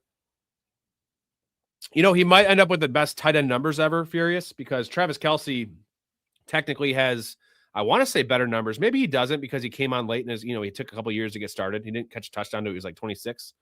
But for me, it's beyond numbers. Trey McBride's probably going to have the best numbers because obviously now tight ends are just exploding, the catches and the offense, all that kind of stuff. He's not all around like Gronk. So like to beat Gronk and Tony Gonzalez and even Antonio Gates, like good luck, man. Antonio Gates had so many touchdowns. Like Trey McBride had a really slow start to his career for touchdowns. So like, is there any way he gets to 45 touchdowns or 50? I don't know if he does. Hammer definitely was a gangster listening to music like that at Tom, but I rode on the bus with Aaron, Tebow, Percy, Harvin, all them. Guy's name dropping, dude. Tim Tebow. I always thought Tim Tebow was gay, but he's just religious. So he has a lisp though. He kind of talks weird. I'm guessing he probably pounded some pretty hot girls or hot guys, whatever you wanted to do. Anyways, that is it for me. Do a couple more comments here. Again, tomorrow we are doing Movie Monday. We do movies on Monday, random ass show, most unlikable characters in movie history. Do that for the next couple months until football really goes. Then we're full-time football. Wednesday, I'm going to be doing a couple underdog best ball drafts with the Chaz. I think that's it the rest of the week until Saturday. I'm taking this week off a little bit relative to what you guys are used to. Need a little breather. Not a lot of people have been watching. Today was a good show. Not being any subs or Patreons or a lot of supers. You guys gave me some supers and I appreciate you guys. And then once free agency hits here next week, I anticipate the show is going to tune up a little bit and a lot more stuff to talk about once players start moving and stuff like that. So Wednesday, tune in for 10 p.m. We're going to do a couple best ball drafts on Underdog, which is just a good exercise to just kind of see where players are going. I love to see the graduation of where these players start and where they finish, whether it's going up, going down, with free agency, with the draft. It's nice. There's some nice advantages because you can definitely predict some things. Like I've been taking Tyler Algier a lot of places and he's going like running back 29 because I think he's gonna be starting next year. So guys like that. So appreciate everybody. Thank you. GT, appreciate you. Yeah, it's been a little slow. I mean, it's February too. Only sickos are watching football content. I know a lot of you guys just watch content's still there, but like there's not a lot to talk about. But the entertainment factor, which you all know our show gives, but a lot of people just aren't watching contents this time of year. I don't blame a lot of them because unless you're really crazy in the NFL, it's February and the season is so far away and there's not that much going on. So he could have had Libby Dunn, but instead he got Libby Dong. Livy Dunn. I don't know who Livy Dunn is. I know who Libby Dong is. Damn straight. Furious. Get in the Discord. I know you're in here all the time. Join the community, bro. Like these people are, I'm telling you, the community is the best part of the show. All the people in the chat that you guys see on a daily basis, like all you guys are connecting. That's one of the biggest things I'm proud of this show is cultivating good people that, don't take themselves too seriously. No one really gets in arguments. It's really respectful. But there's a lot of shit talking. That's what I want. Shit talking that's respectful. That's what I like. So Furious, definitely check it out, man. Go to the website. Check it out. Get in the Discord because this show is just continues in the Discord. It's a little chill this time of year, but like once the football season goes, we're talking like, I don't know, 500 messages a day back and forth, bunch of different channels. So GT knows what's up. Yeah, it's nonstop ball talk, as well as other talk too. You know, there's a bunch of different channel set up. So highly recommend it. GT knows what's up. Professor's in there. So appreciate all the support we can get, and also just jump in now because we are. I don't know how long it's going to take. A year, 2 years, who knows? Maybe next year it's going to blow up. With the level of co-hosts I have, Storey, Ray, Chaz, Tom, Nico's back in the fold now. Tom's amazing. What a great addition. Ben, Dave, like we have 10 different guys. Mouth comes on here. That's the key is it's not just me. You know what I'm saying? Like it's a team effort and you have different perspectives, different opinions, different personalities. And it's not just the same old. You never know what you're getting in this fucking show. So, all right, guys, I'm out of here. Appreciate you guys. Love your life. Stay positive. Respect each other. Oh, check it out. We have a look at this. We have a troll in the chat again. Look at this. Pete's mom, hot tub time. Can't wait. Your mama waiting. That's a really, really good one, dude. Your mom is so amazing. Come on my face. I'm getting the hot water going. This is perfect. Wait to end the show. Appreciate you, Pete. Thanks for the comments. You know what? Maybe he actually helped with the algorithm a little bit, having all these comments. Pete, go fuck yourself. I said that with all sincerity. Get a life. Get out of your mom's basement. See, you're talking about my mom so much. Like, it's because you're angry at your mom. Is this like a psycho situation? Like, your mom, is she even alive up there? You're just living in her basement, like acting like she's alive. Like, get a life. Get a life. Please get a life. So I'll answer Kevin's question before I go because that's the kind of guy I am. Looking at this season, new coaches, new players, who do you see making the playoffs, losing seasons? Making the playoffs and losing seasons. I'm just going to give you one name that I'm really high on. This is a shot in the dark because they haven't done much because free agency hasn't happened yet and the draft hasn't happened. It's the Titans, baby. Robert Saleh, Brian Daboll. I like Cam Ward. $100+ million to spend. 4th overall pick in the draft. All the workings of a team, you saw what the Jaguars did. This is that situation in that division. Give me the Titans last to first this year. They got to make some good moves. I do believe they will. And I can't wait to draft Cam Ward in a lot of best ball leagues. And I can't wait to draft their starting running back, whoever that happens to be, as long as it's not Tony Pollard. Hope it's Tyler Algier, maybe Jeremiah Love. That would probably be drafted too high. But if it's Tyler Algier, give me all the Tyler Algier. But that's it for me. Fuck you, the trolls. But appreciate all you guys for the supers, in the chat, for the community. You guys are awesome. Love your life. Stay positive. Respect each other. I'm out of here. I'll see you on the flip side tomorrow night. Monday, tomorrow night, 10 p.m. Most unlikable characters in movie history. We'll see you there, or I'll talk to you in the Discord. Peace. Just seemed like a good dude. I thought I'd see if you wanted to grab a beer, that's all. I'm glad you called. We get home safe, Pistol. You got it, Jobin. I'm sorry, what? Nothing. Oh, what'd you say? I don't know. You nicknamed me Pistol, and I just called you Jobin. It means nothing. I'm drunk. I'm gonna call a cab. All right, man. You have my number, yeah? I got you stored in my iPhone. All right, if he